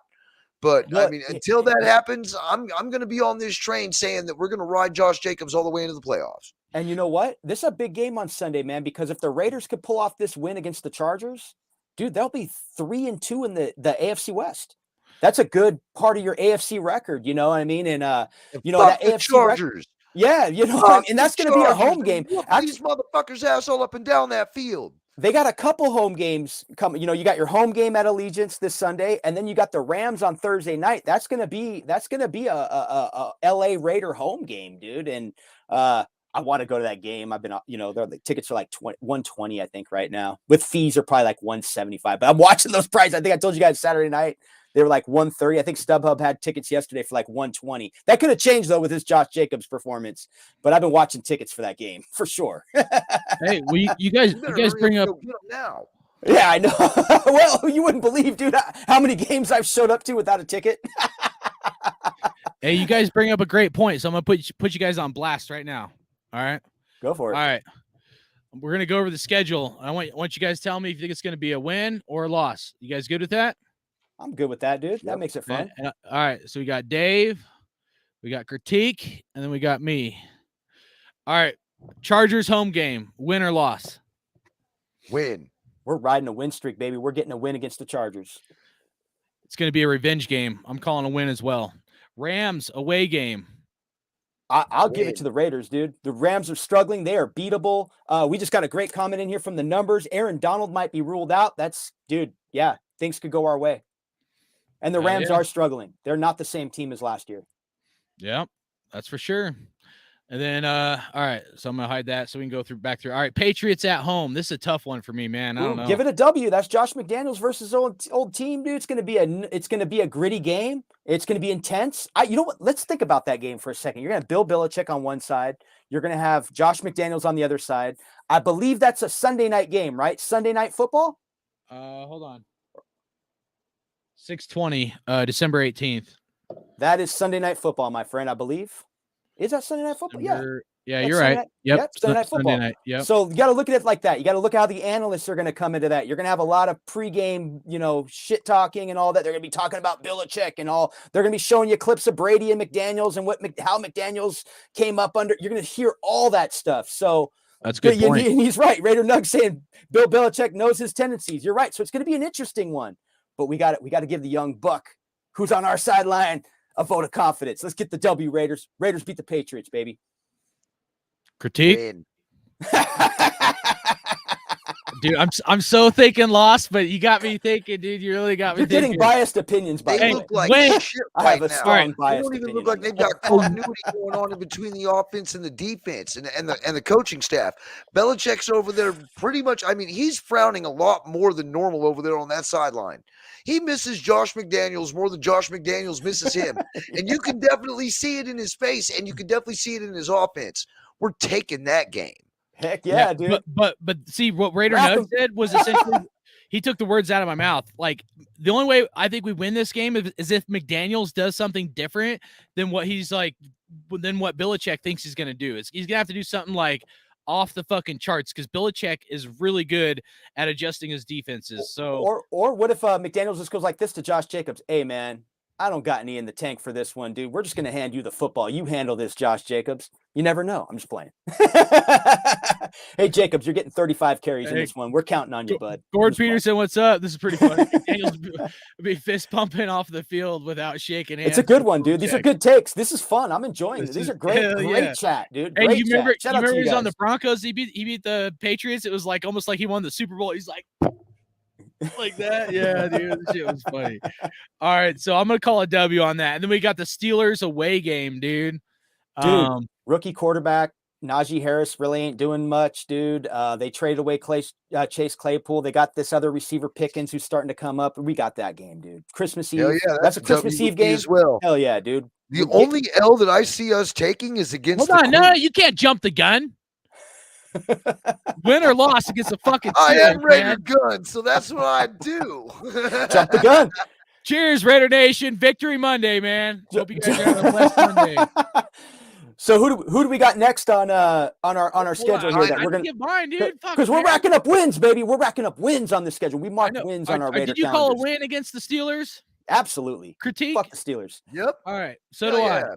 I call a W as well. All right. The 40 whiners, dude. This is gonna be a fucking. Someone's gonna get stabbed. I'm calling right now. Someone's gonna get their ass beat, and someone's gonna get stabbed. I'm glad I won't be at that game. I've been to plenty of Charger Raider games, you name. I've been to plenty. I've seen too much of that. The bathroom's the worst spot too. When you see fools pulling shanks that are like that big out, you know what I mean? Like just straight, hey dude, is this a good enough shank for? I'm like, holy shit, dude. Yeah, the scary moments. So Niners Raiders is a serious fucking scary moment if you're at that game. If you're hopefully you're around the right people. But anyway, but in that game, I'll say this: we win that game. Max Crosby, dude, he goes after Jimmy Garoppolo all day, dude, and just throws him around, dude. We sneak out a win on that one, dude. We beat the 49ers, and it's 6 weeks down the line. We don't know what's going to take place. So yeah, I'm optimistic. New Year's Eve, Las Vegas, right? New Year's Eve or New Year's Day? Oh, good call. Let me see. Hold on. Let me pull up the date here. January 1st. Yeah, you're right. So Niner fans are going to show up to Vegas. They're not going to know how to act. They're going to drink way too much. They're going to do what I do on my first day in Vegas, drink way too much the first night there, have the worst hangover for the next day. So Niner fans, when they do show up to our stadium, they're going to be quiet. And yeah, man, we're getting that W, babe. Go Raiders. Go Raiders. Niner fans party too hard in Vegas on January 30th. I'm going to jump in right December here. 31st. My hot take is Nick Bosa is going to be hurt. I don't know how, but that motherfucker always gets hurt like his fucking big brother. So I'm calling a W against the fucking whiners. We've lost too much against these motherfuckers. We got to figure out a way to fucking win, man. Yep. What about you, Critique? Win. We're fucking winning. We're coming off a win. 2 wins. All right, we're too happy. We're too happy. We're too biased. It's all good. We got Raider fans. We got 5. We all have 5 wins, 0 losses. So, exactly. And it's gonna be 6. And then we might as well mark me down. We're fucking winning it out, baby. That's what we're doing, and we're going to the fucking playoffs. You heard it here first. Hey, we're winning this one, even if it's 30 to 29. At home, man. We got the Queefs at home, but the time is to be determined. So that could end up being a primetime game. Yes, that could be a primetime game, and not only that, dude, we gotta, that's a game that Raiders were really close in, dude. They could really do this. One thing is, let's talk about those 2 games, since those will be the 2 toughest games that we can see right now on the schedule. The 49ers, January 1st, followed up by the Chiefs the following Sunday. Check this out. We'll be in a new year. We'll be in 2023. We're going to have new goals. The Raider Nations, the Raider locker room, you name it. We're going to be setting our New Year's resolutions December 31st. Wild Niners, they're not going to know how to act on December 31st in Las Vegas. They're going to drink too much. They're not going to be ready for the game. We're going to have our goals in place, and we're going to win 2 games to close out the season and get into the playoffs, baby. Let's get unrealistic. Let's do it. Let's get it. No, well, you know what? These are winnable games, though, when you really look at it. The way the Raiders competed with the Chiefs and what's remaining on their schedule, they do have a winnable slate ahead of them. It's just one game at a time. In reality, it's one game at a time. Raider Critique. Queefs? We got to get that W, bro. And I think that if we wind up beating the Chargers, it'll build that momentum to make us want to go in there and beat the Chiefs. The way they beat us last time, we should have won that game. We got robbed, and I think we redeem ourselves that game. We're going to take nothing but W's from here on out. And you like that comment right there from Circus Raider Hardcore? You like that comment? I love that comment, man. I hate to be the spoiler here and ruin the win streak and everything, but the Chiefs, man, they're a good team. They got Patrick Mahomes. They got Travis Kelce. I just have to say we're going to fucking win that game. There you Let's go. And you see what Circus Raider posted in there, right? He's got the fucking playoffs. Let's go. And I like what Circus Raider dropped in. No homers here. We're going fucking 10-7. But see what Circus Raider dropped in the chat, dude. I'll repeat it. It says, I say we win. Queefs are resting their starters for the playoffs. That could be very true. They are not risking Mahomes. It's very, very possible. And remember, the Chiefs, man, they still are dealing with injuries. They get Kadarius Toney. He's only contributed 1 game so far. Schuster's actually contributing, but they've lost some weapons, man, in time, and that could mount up. But they are winning football games, and they are fucking tough to beat. But that could be very, very realistic in week. Yeah, I believe Hilaire is kind of hurt too, isn't he? Yeah, and he wasn't really. He's not really contributing really much. I forget who they got. Oh, this other guy. I can't remember his name. It starts with the P. Pacheco, or the other running back they got. Pacheco. Yeah, he's starting to contribute. But at the same time, they really don't have that running game, so to say, in place. But they are winning with Mahomes and Kelsey, man. Those are the biggest threats there. And their defense has stepped up a little bit. They've got some defense. And like I said, I'm going off what Cool Kevs is saying there right there, dude. We got to return the favor in that game. We only lost by 1 point at Kansas City on Monday Night Football. That was a crazy, dude. I got my buddy's dad called me the next day, bro. I should just get that voicemail on a face. Dude, he's not a football. He was just watching the game. He's like, they had that game, Dave. He was more bummed about that loss than I was. I was like, dude, because as soon as we lost that game, I shut off the TV. I go in depression mode. I go hide under the covers and fall asleep and pretend I didn't see that, all that shit. And then I wake up the next day to the reality and all that. That's how I've been dealing with losses. But yeah, bro, like that, we got to return the favor because that was an emotion. And like I said, we're going into a new year, man. We're going into a new year at that point, and we just got to think, hey, man, Raider locker room, they got their New Year's resolutions in place, especially if they're at that time, if they're 8-7 at that moment, we know 10-7 is right around the corner and possible. Well, sorry for that's yelling. An away game, correct? Or is that home? What was that? Is that an away game or a home game? The Raiders Chiefs? Yeah, that's going to be home. That's a home game because we played at Kansas City. So we got to win that game. And that was Monday Night Football in KC. I mean, that was a tough loss. That was a very tough loss. And then Raiders fan posted in the comment, the 2002 Raiders team lost 4 straight games that ended up with playing in the Super Bowl. And I remember that year so clearly, dude, because we followed up after a 4-game losing streak and we beat the Broncos on Monday Night Football. And it all unfolded from there, dude. And that's how they made their run, dude. They had that stretch of wins and they got home field advantage throughout the playoffs that year as well. So yeah, man. It's a tough first half of the season, man, to see those tough losses. But hey, this is when it matters most. And Josh McDaniels, he does have experience in that realm because he's coached in many December games, so he knows the meaning. Something I thought about, and as long as Josh Jacobs stays healthy, I say we win it out. Yep, because we're going to ride him all the way into the playoffs. And I know I talk fast. If I said Josh Jacobs in meaning Josh McDaniels, I'm sorry. I meant Josh McDaniels is coached. I hope I said that right. But yeah, Josh. And I'm sorry for yelling in people's ears if you had earplugs, man, or headphones. But if we make the playoffs, that's how pumped I'm going to be. So, dude, if we make the playoffs, dude, I'm going to jump out of my skin, bro. Yeah, dude.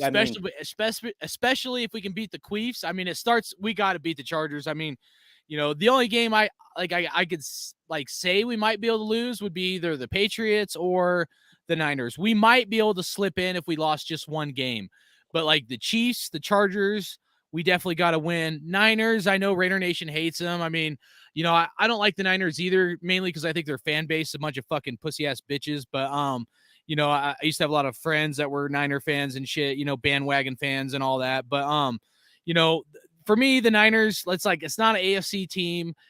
The rivalry is important, but not maybe just for a morale boost, if you could beat them, but really it's the AFC teams in our division. That's what we have to really focus on because we got to be at a point where we play the Queefs at home and we get a primetime game and we play them for a chance to go to the playoffs. That's how this shit has to go down. Otherwise, it's a complete failure. You know what I mean? This whole season's a complete failure. The flip side to that, I'll say, is this.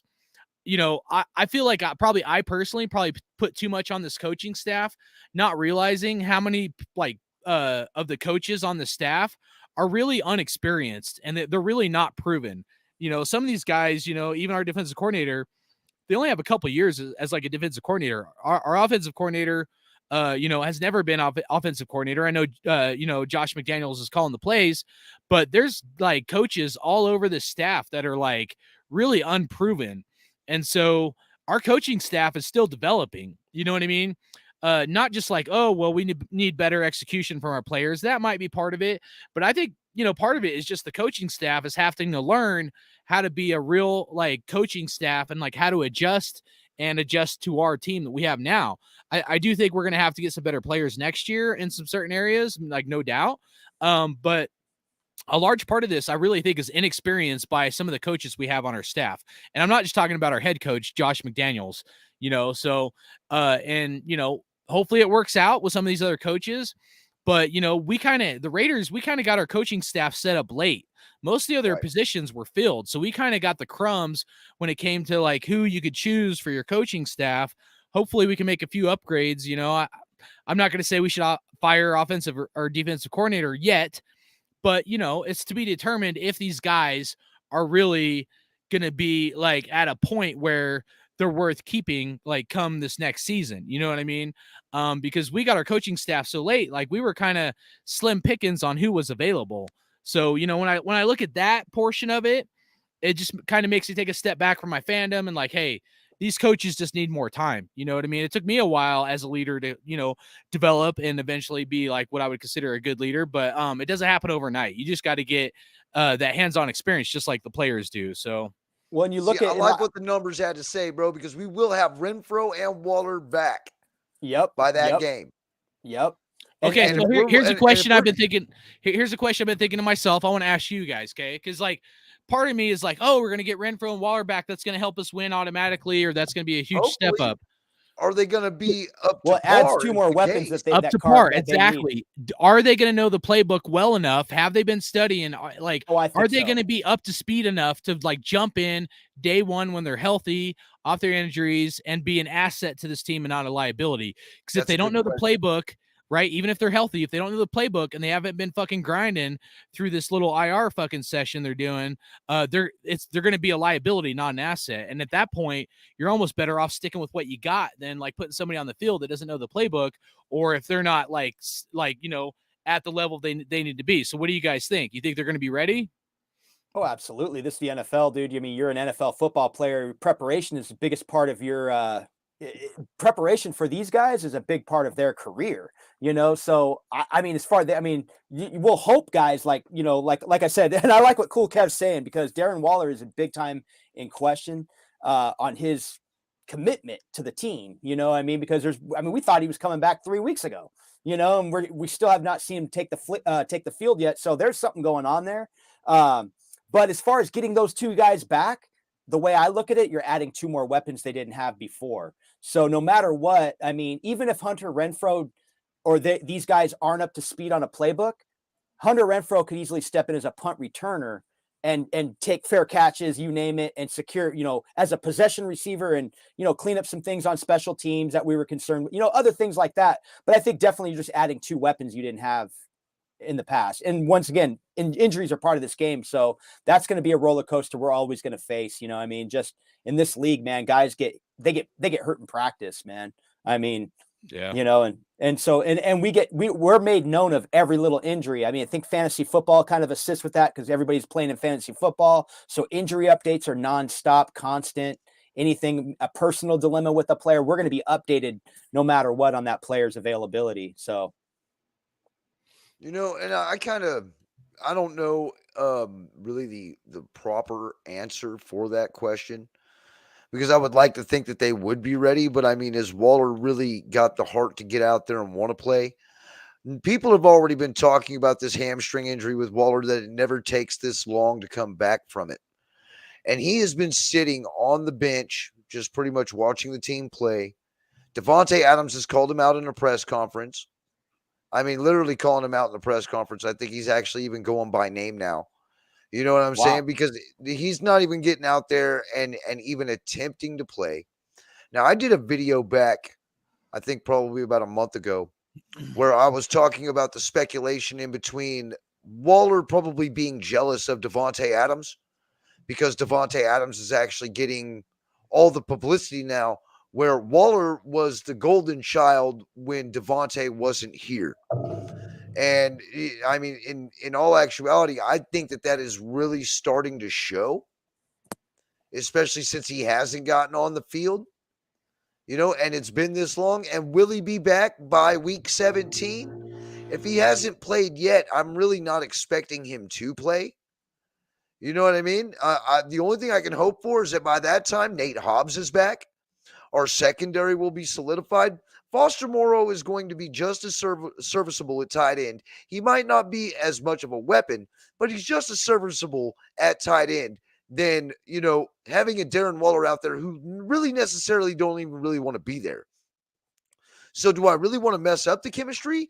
Do I think that he's going to know the playbook and know everything to come right in here? Even if he does, if he's got the wrong attitude, if he's got the wrong outlook on things, then no, I say keep his ass on the bench. Yep. No, I hear you. And once again, that's a huge question because I've even heard that he has a new career as well in music. A lot of said he's taken focus on that. So there's a lot to question when it comes to his commitment. New coaching staff that could have changed things. Maybe he was committed to Gruden. A lot of things going on there. So yeah, man, no, I agree.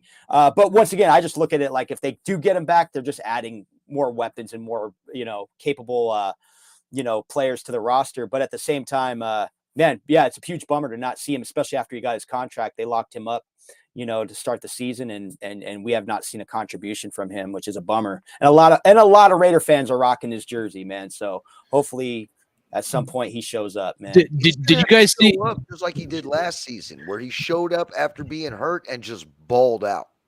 Did you guys see the after game locker room interviews with Foster Moreau and what Foster Moreau said? I saw his interview. Right. Yes. Okay. I did. Did you notice how he said he needs to hit the bag or the God, I can't think of the name. He needs to work on catching the ball essentially, but then he also said something about along the lines of he's kind of used to being the secondary guy to Waller and just kind of blocking and not catching. And that was I didn't feel like he was finding excuses, but I think that was huge because here's the thing. Because when he said that, I thought about it. I listened to it a couple times actually, but it kind of made me think. I'm like, well, when you're the number 2 in anything, a lot of times, unless you're a real high integrity guy, and I'm not saying that he doesn't have high integrity, but if you're not in that lead role, you'll just naturally even in a workplace and stuff, kind of just take a step back. You're like, well, that's not my position. I'm just going to do what I'm told kind of thing. You're just a good little soldier to some degree, but when you're putting a more responsibility or a higher role in any kind of system, especially a team or a workplace, you're naturally going to put more on yourself and expect more from yourself because more is expected of you as well. So that was kind of key to me when Foster Moreau got interviewed, because I'm thinking this guy was always looked at as the number 2. And now he's realizing hey, maybe I could be the number 1 guy, right? He's thinking hey, I need to put in more work because the last coaching staff didn't see me as maybe a number 1 guy. But with Waller being out, I probably could be that number 1 guy. I just got to work on some things like catching the ball and stuff like that. So, and he didn't find excuses. He took responsibility for his mess ups and stuff. But that to me was huge because now we have a situation where we have fucking competition. Because now when Waller comes back, he's not guaranteed a starting spot. And as good as Waller is and all that, he's not that great at blocking. And Foster Moreau is great at blocking. I've said it before. I'll say it again. Foster Moreau's under a contract year. If he's not a Raider next year, he's going to be a starting tight end for some team in the NFL. He's that good if he stays healthy. People forget, it was his first year, second year, he hurt his knee. And then the next year, I think he re-injured it or he got hurt again. So there's been stints where he's been out, right? Where we didn't get to see action from him. But I always felt from day one that Foster Moreau could be a really, really freaking good tight end. I'm talking Gronk, Gronkowski and,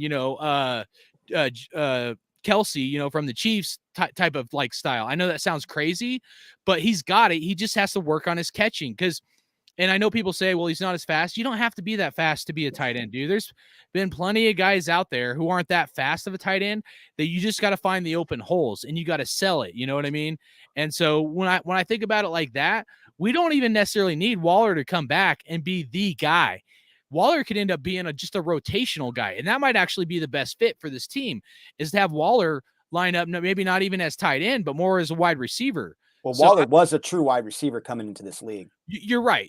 And so I'm saying, but Waller might end up being more of a wide receiver tight end. I know we all know that, but I mean his role specifically as just a wide receiver more than a tight end. What do you guys think of that? And what I said about Foster Moreau in the interview there. I completely agree, man, because I actually had high hopes with him when he actually first came in. I mean, he was a really nice bright spot. I've always really compared him to Zach Miller. You know what I mean? Because he would come down and he runs his routes precisely. You know what I mean? these last couple games and whatnot, he's been kind of loopy. You know what I mean? Maybe not real direct cuts, but when he first came out before he had that leg injury, he was running those routes on a dime. You know what I mean? So, look, if Waller can't go, there is no other tight end that I would rather have back there than Foster Moreau. You know what I mean? Just because he's been here the longest and he's going to know what to do. He knows the ins and outs, you know, of And what he needs to get done. But guys, I just had my girl come out here and tell me something, man. I got to get out of here. Much love, brother. I'm real sorry about having to bunk out early again, but yeah, I got to run to the store right quick, man. One of my kids is sick, so I got to jump on this. Okay. Hey, man. Healing thoughts to you, prayers to your kid, man. I hope everything works out and drive safe out there, brother.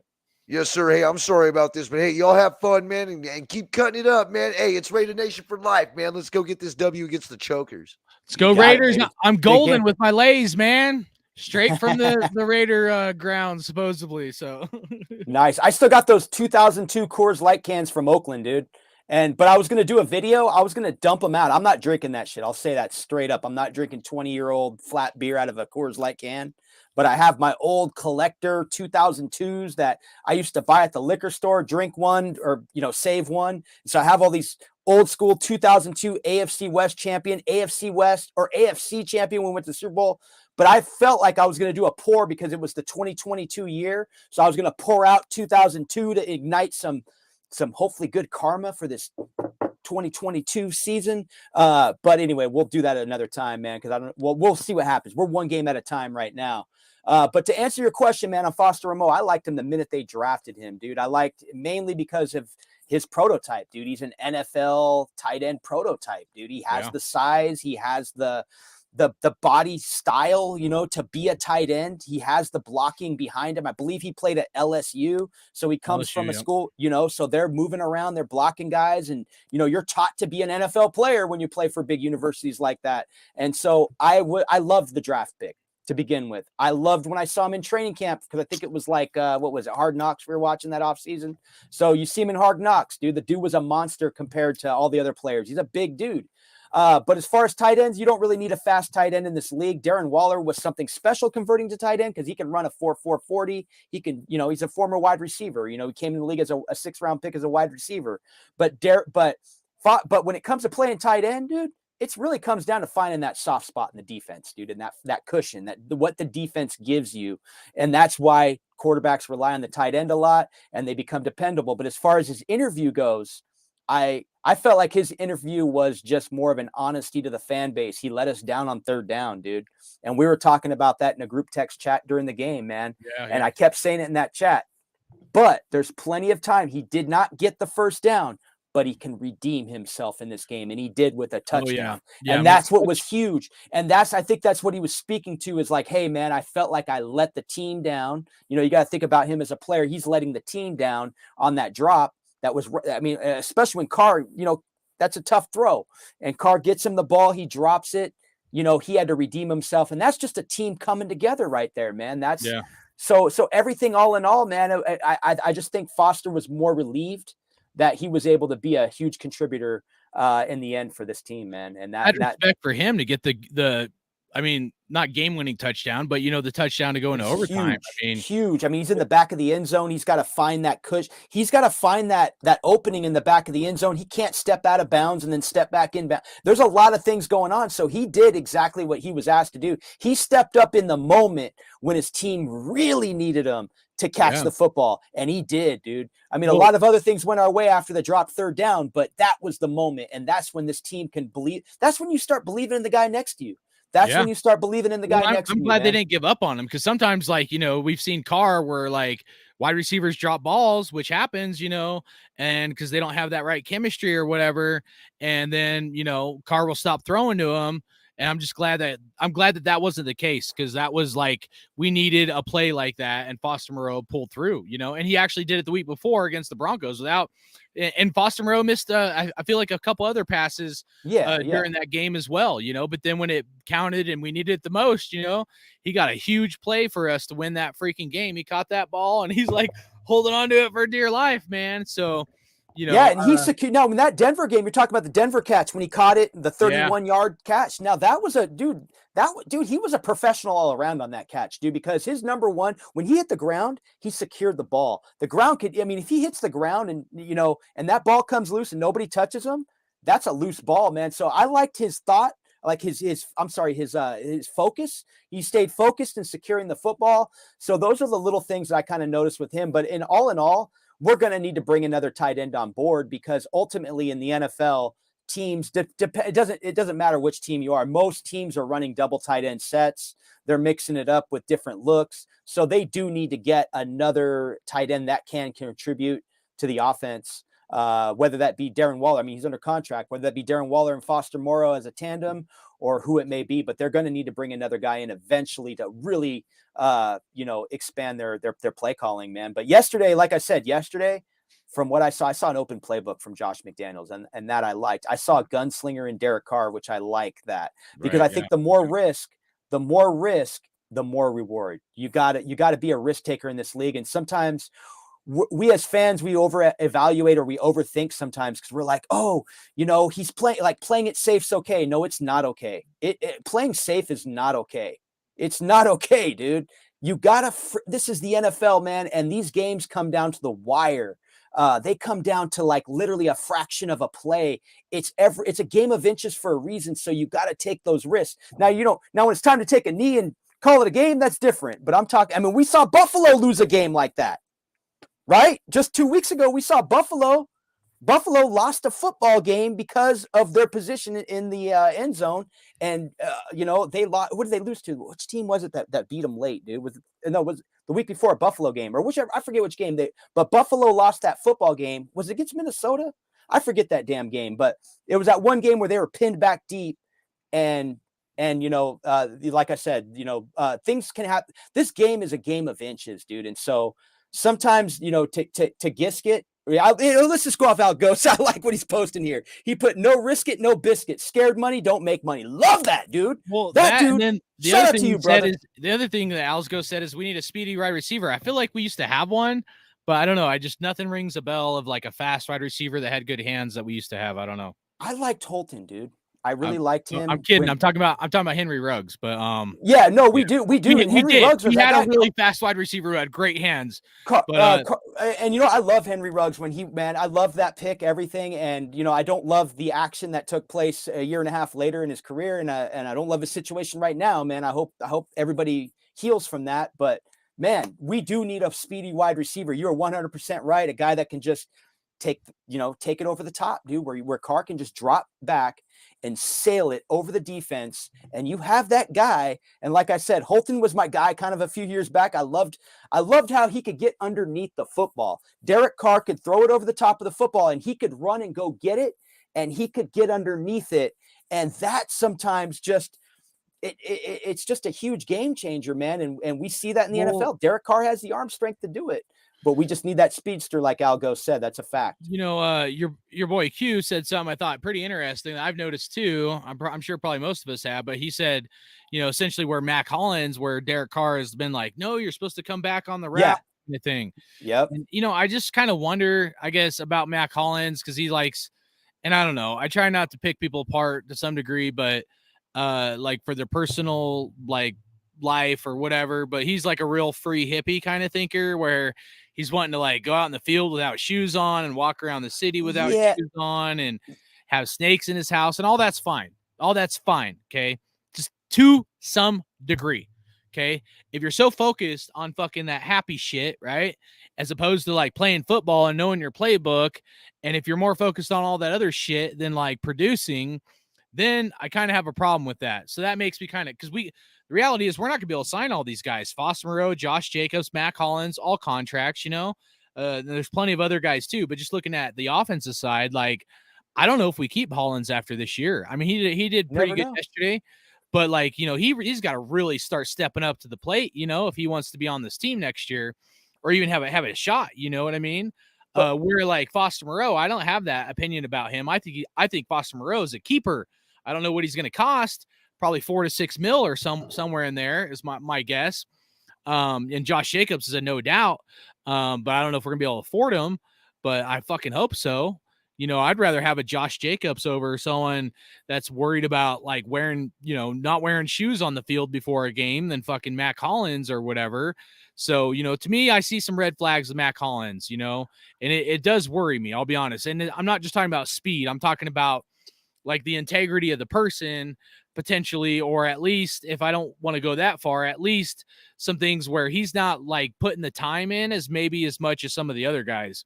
So I know a lot of people like thinks that like Devontae Adams and some of these other guys are always calling out Darren Waller. I'll be honest, I'm not convinced on that. I think some of these guys are actually calling out Matt Collins. I think the guys that aren't putting in the same. I mean, I know he likes to do extra running and all that shit before the season started, but I'm just not convinced. I mean, based off of what we've seen from him, like the miscommunication with him and Derek Carr, I'm not sure that he's running the right routes when he's supposed to be. Well, we were talking to Q2. One thing we established is that Matt Collins is not a true number 2 receiver. He's being asked to play that role. So, I mean, he's really your guy in that 4 receiver set or in the slot, a contributor to the wide receiving core. I do think he's doing above what he's being asked. I mean, they don't have Renfro there. They don't have Waller. I also think when it comes to Carr, like what Q was telling us a couple nights ago, as far as like Derek Carr being frustrated, I think a lot of that has to do with coaching too, because the reason why I think that's coaching is because you're asking him to be in a place where like on a timing route, and that might not work out too well. Whereas yesterday you saw the Raiders sell the fake where they had Matt Collins wide open. And they could unload where they had the defense looking one way and they had Matt Collins going the other way. And that was a huge touchdown. But, positioning and everything, the way the spacing, everything developed, that was designed. And that's what was good about that. So like, so like I said, sometimes every coach is different. There's those silent counts. There's those silent reads where Carr's going to give a receiver like, hey, you're supposed to be. That's some tough stuff to execute. And that's why I say when it comes down to it, when it comes down to it, it really comes down to the risk taking, like we were talking about, because you just got to start spreading the ball around. One thing I noticed early on in yesterday's game was Carr had the ball, I think in the first quarter, maybe going into the second quarter, he had the ball already distributed to 6 different receivers already.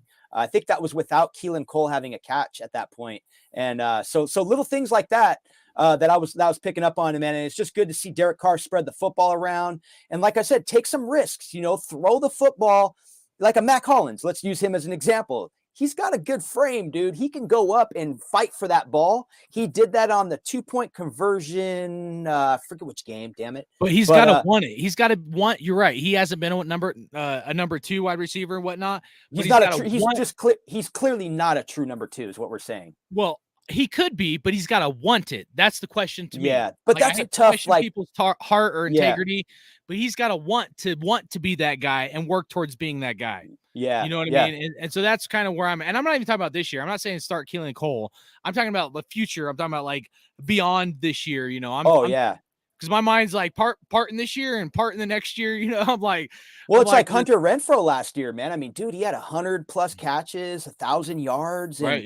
Yeah. He's truly your slot guy, dude. I mean, his size. I mean, if he becomes your true number 2, man, he's going to get beat up eventually. But something you said about like the trick play, essentially, where it was the flea flicker with Josh Jacobs. Yeah. Shout out to the coaching staff. As much as we've kind of given some hate for some stupid ass trick plays, finally one fucking worked. I think we've had you 2. need those. You need those though, because Absolutely, it keeps the defense honest. It keeps the defense honest. It does, and sometimes it looks stupid on our end. We're like watching it and we're like, what's he doing? What is he doing? Or like yesterday, like I wanted them to challenge that. What play was it that I wanted them to challenge where we would have lost the challenge, but it would have been good for us because we would have got the extra time, or I forget which way, but sometimes we'll see coaches challenge a play. Believe it or not, sometimes that coach could just be giving his defense a rest or his offense a rest to reset and get a play call in. So sometimes we see those things, but the Raiders were good. I felt like the Raiders were good yesterday in preserving their timeouts. That's where I got a little frustrated with 40 seconds left. I'm like, dang, 2 timeouts and we're giving away, we're going on a coin flip at this point, and it worked out in our favor. I mean, McDaniels did say something about that, but I think part of it is, What did he say about that? I'm just curious. Do you remember? Or? Well, I think he was talking about right before halftime, but essentially he was like talking about when they were on the 15-yard line, and the plays available, and when the defense is going to be playing the pass, and it's hard to have a successful play, so that's why they kicked the field goal. But I think the same could be said kind of for like towards the end of the game, like what you're talking about. Like for me, I think that shows a few things. For one, you may not have full confidence in either your quarterback or the defense. The defense is going to be playing the pass no matter what. You know what I mean? And if they're playing that pass, the chance of them getting an interception when you've already turned the ball over twice, thrown two interceptions, although it was earlier in the game, but you've thrown 2 interceptions, and then it's a defense that is known for getting turnovers. You know what I mean? So when I look at it from that standpoint, I mean, you're right. Like I would like for our team to be at a point where we are focused on going down and winning the game. But I feel like we've tried that kind of mentality at times against some other teams, and it actually kind of bit us in the ass. Yeah. So McDaniels kind of chose the more conservative play. Hey, let's like kind of take a break, regroup, and then we'll hit it fresh. And so sometimes that's actually, not a bad idea, depending on the circumstances. You know what I mean? A lot of it has to do with momentum, how tired your guys are, stuff like that. But luckily we got the ball first, and we were able to go well. Although we didn't score the first drive, huh? No, It was the second. we gave up a score. Well, no, I'm talking about in overtime. It was. In overtime, we first play. That was the first play? Yeah, I believe that was the first play, dude. 1st and 10. I'm pretty sure. Or maybe, yeah, it was the first play, dude, because we got the kickoff, and then boom, freaking. Oh yeah, huh? Pretty sure that was the first play. Walk off win, dude. So like, one thing though, I'll say when it comes to man, I forgot what we were talking about. Sorry, I got distracted. But as far as like them opening up the playbook and all that, man, it was good to see that. And I'll tell you why, dude. One thing I was really impressed with, dude, I actually enjoy, don't get me wrong, I'm a diehard Raider fan, but I enjoy football itself, dude. I love the game, man. And I personally feel loving the game first is most important, dude. And man, Seattle's defensive backs were freaking good, dude. Those guys are there's a young defensive backfield. I like their secondary, dude. I got a ton of respect for Pete Carroll, man, and what he's doing over there, man. He stayed there for a long time. He was out here in USC, dude. I was a big fan of USC. I don't like the way NCAA treated the USC in that situation with Reggie Bush. Pete Carroll bounced out, man. He's been with Seattle ever since. And man, he's put together some teams there, dude. Like we knew the Legion of Doom and all that and what they established. But I'm watching this other young team they're brewing over there, and those cornerbacks were really good, dude. Woolen, the rookie, he's good. Michael Jackson, he's that guy's swatting passes left and right. Those guys were all over the place. And you know what, man? For us to, that was a hard game to win, dude. Geno Smith's having a good year. Geno Smith still passed pretty well yesterday. He 328 yards is what he had. Yeah, dude, he is still he is playing good for them, dude. Their defense is playing good. That was a big win, dude. And I really got to credit, just aside from our star players and guys that stepped up, you got to get, as much as we're going to critique Josh McDaniels, and we're going to see plenty more bumps in the road with Josh McDaniels in this process, I got to give him a ton of credit the way they got that done yesterday, man, because like I said, to get like early on, Carr got the ball to 6 different receivers, they're mixing it up. We didn't see too much crazy dink and dunk. I like that they didn't dump it off to Abdullah, that he struck him down the sidelines and got him in stride. That's a huge one. He's a great receiving back as well. That's an upgrade over Jalen Richard. Huge. We saw Jalen Richard in many situations contribute to wins for this football team and love everything he did. But Abdullah is definitely an upgrade. He is definitely an upgrade in that situation. Oh, man. yeah. And you saw that like literally, and Derek Carr's finding that in this offense as they develop and as they execute plays, man. But like I said, what we were talking about earlier with the schedule and putting together this winning streak, and hopefully we can do that, that would be huge, man, because having a 17-point lead in Kansas City, let's go back, Arizona, having a 20-point lead in Las Vegas, where we see what looked like to be Raider fans. I don't know who those people were toasting champagne in the fucking end zone, during that game, that were like, remember they're all celebrating. And I'm like watching this game and I'm going, no, dude, I'm at my mom's house, literally watching this game. Yes. And Jalen's good in pass protection. And But at the same time, so is Jacobs though. I mean, all these guys are good. I know they take them out a lot on those plays, but at the same time, like 20-point lead versus Arizona, dude, to piss that away in the second half. The 17-point lead versus KC. We knew KC was going to get back in that game, but to lose that game with that substantial of a lead, a 3-score lead going in, in the first half, and then to have a 17-0 lead over the Jacksonville Jaguars, a game, I know Jacksonville's got some fight in them. Those are 3 tough losses, man, right there. 3 real tough ones.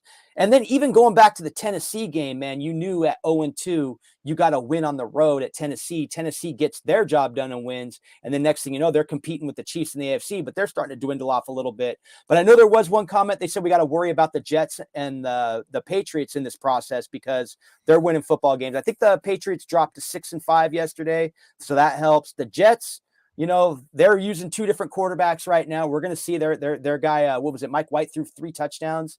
He was a guy that pretty much picked up the headlines early on, but Josh Jacobs took over.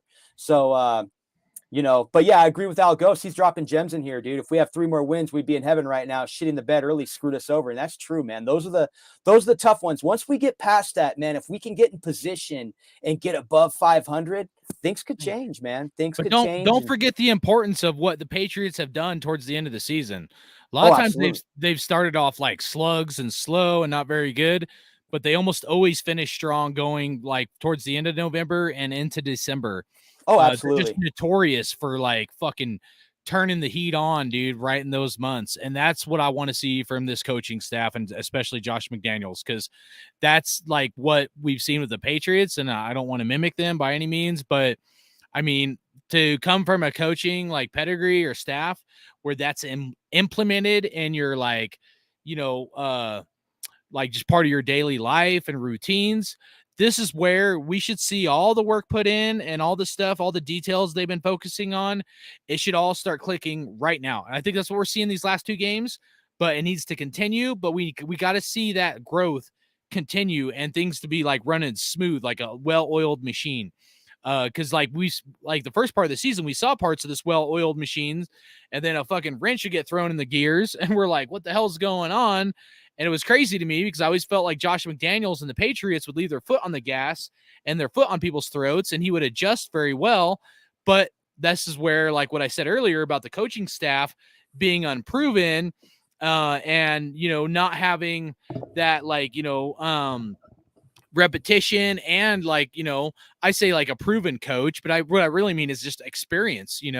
We have a lot of guys in some coaching positions that they might end up being great coaches, maybe head coaches one day, who knows? But I'm saying right now, a lot of them are like, especially like our offensive coordinator, Lombardi, like, he's really unproven. He's been like a clipboard guy and really just a backup guy, but he's been all over the place from like the Niners, like the Patriots. I forget. There's like one other team.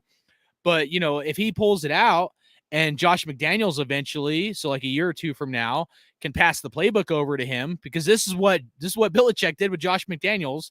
Josh McDaniels, lot of assistants. Yep. Josh McDaniels. Especially Josh McDaniels. Yeah. He used to coach defense, and then he got moved to offense, and he was like, I never thought I'd be good at playing, making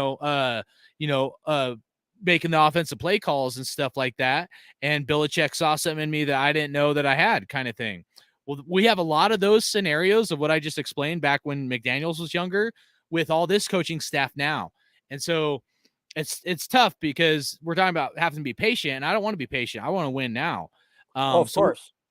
So we need these young coaches to really be able to produce and do a good job, and the players to be able to execute for us to win out. It is possible, maybe unlikely, but I mean, when I go through each of these games, Chargers, Rams, Patriots, Steelers, 49ers, Chiefs, I mean, the only 2 that really kind of have me like hesitate are probably the Niners and Chiefs.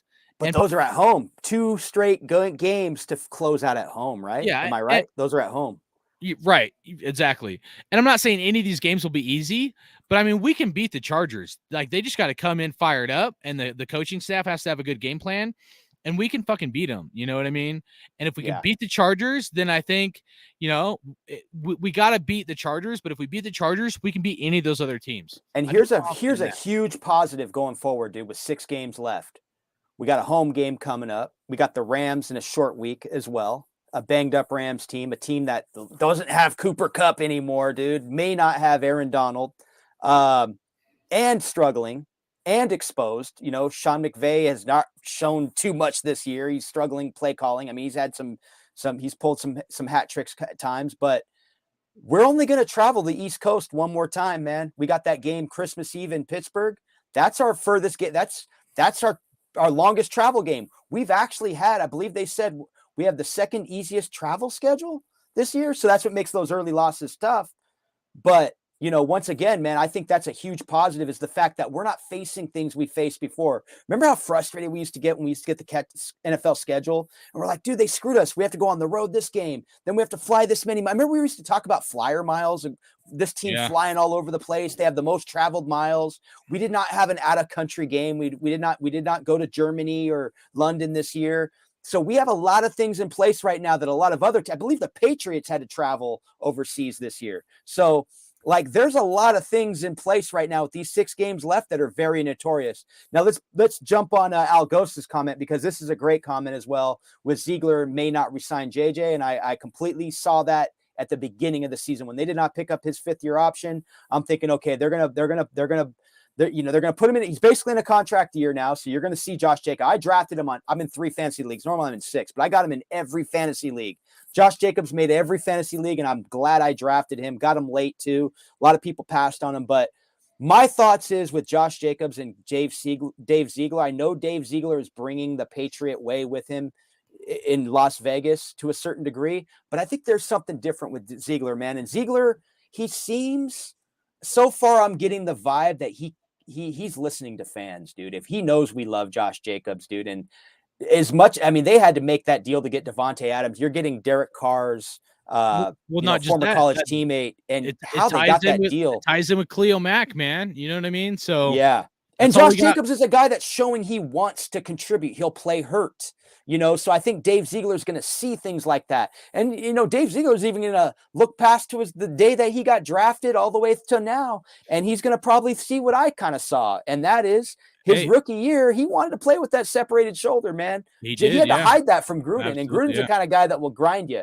Gruden's the kind of guy that might tell you to nut up and play. Whereas these guys, they listed his injury, but at the same time, 30 minutes before the game, once he's active, dude, it's beast mode after that for Josh Jacobs. Jacobs, he was in beast mode. Yes. Well, not just that, but your boy Q just did aired his interview on Raiders 920 with Josh Jacobs when Josh Jacobs was getting drafted. And Josh Jacobs actually said something about, because that was right when Marshawn Lynch was retiring from the Raiders, And so anyways, Josh Jacobs said on his own, he's like, well, they don't have taxes there, in Nevada. And the only state that I know of in the NFL that don't have taxes is Florida. So that would be like the Bucks, Miami Dolphins, and the Jaguars, So there is 3 teams over there. But I'm just saying, this is where that tax, that's a 30%, no matter how much you're making, it's a 30% cut. So say you're making 10 mil a year, you go to somewhere else where you might as well just take 30% off of that. So if you're making 10 mil a year, you're only going to make 7 mil, right? Where the Raiders, we don't have to offer them 10 mil. It's going to be a lot more than that, but I'm just, 10 mil is an easy round number, but you could offer 8, right? And that's more than he's going to make after taxes going somewhere else. So, you could stay right here. There's always that perk to look at, dude. There's always that perk. So I mean, I am worried about it. But I don't look at the 5th-year option as much as I do if do we have the money to freaking pay him kind of thing. If anything, it shouldn't have been a 5th-year option.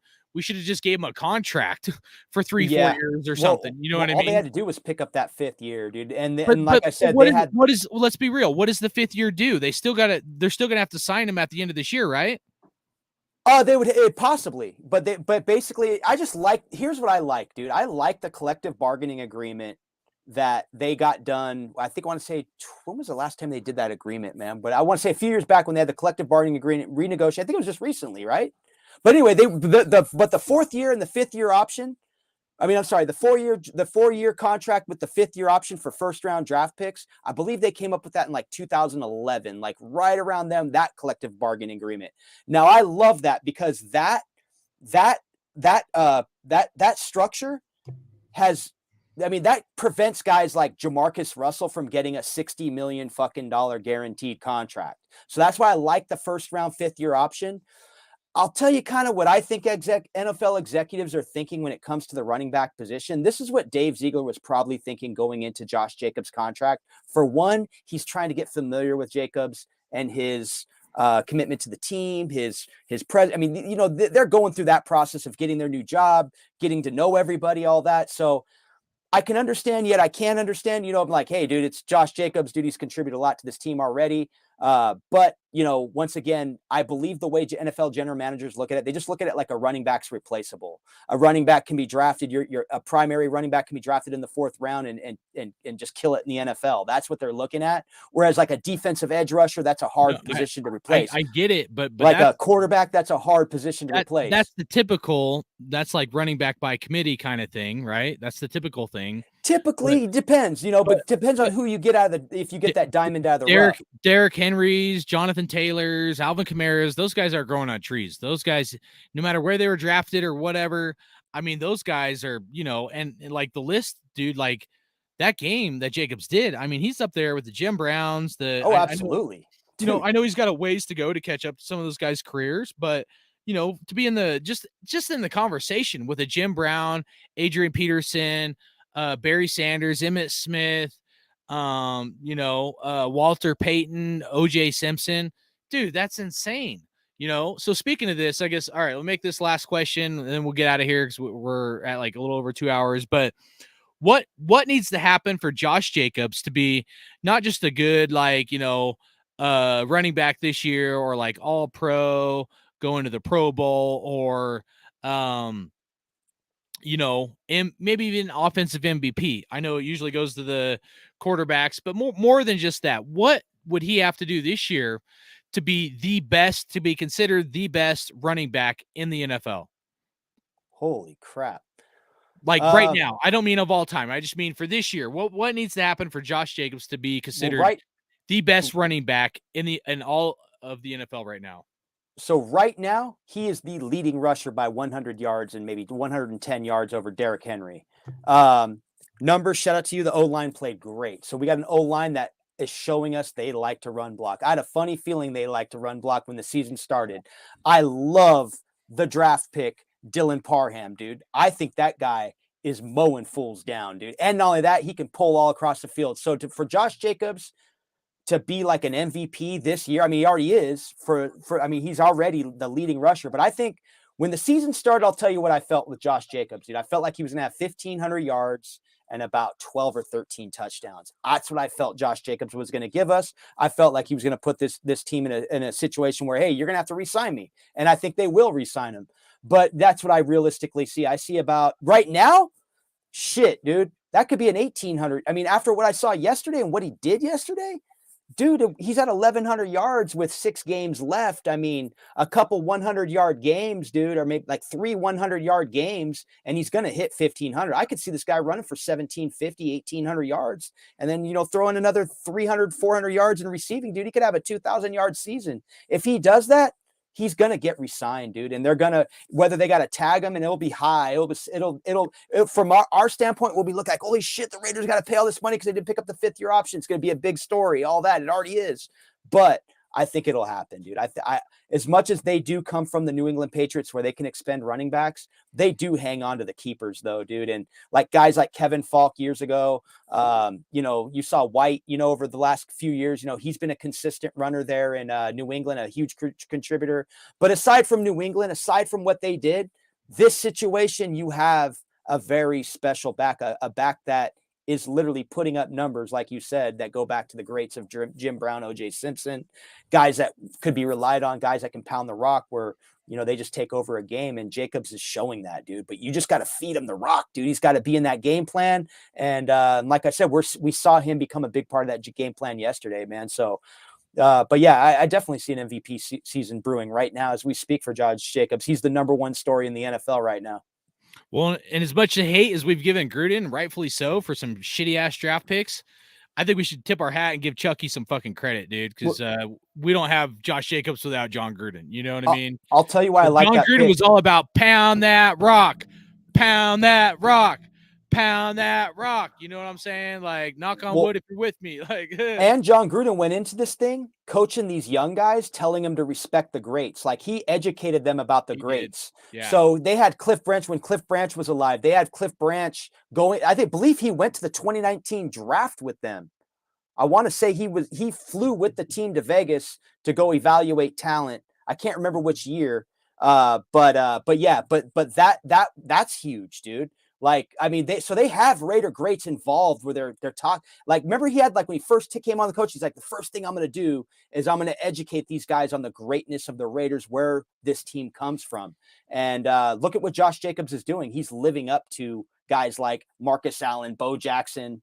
I mean, he's in a class of his own now. Now he's in a class of his own.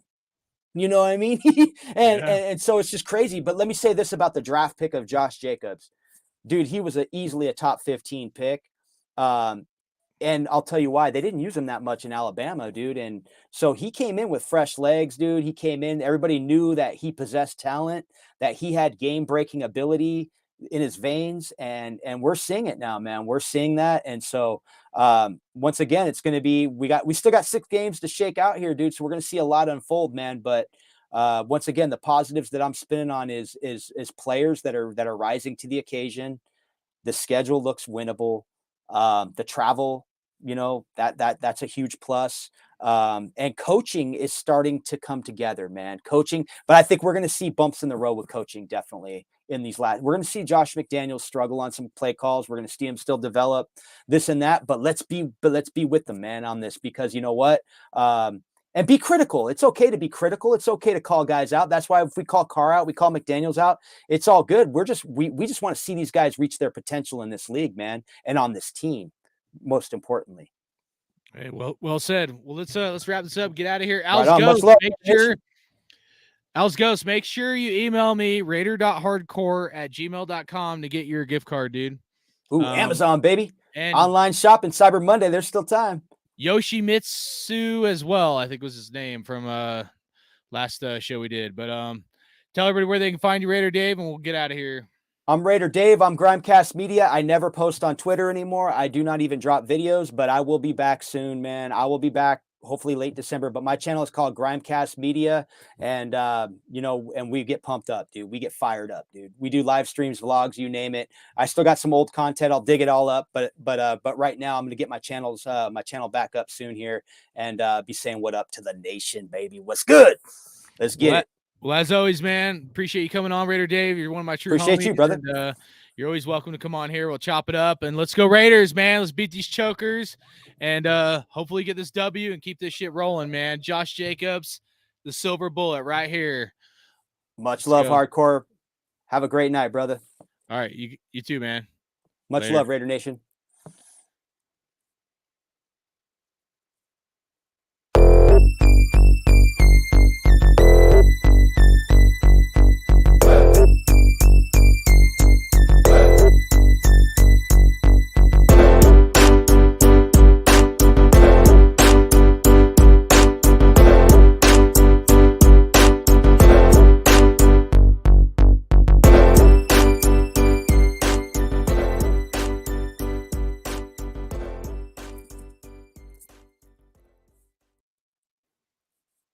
Yo.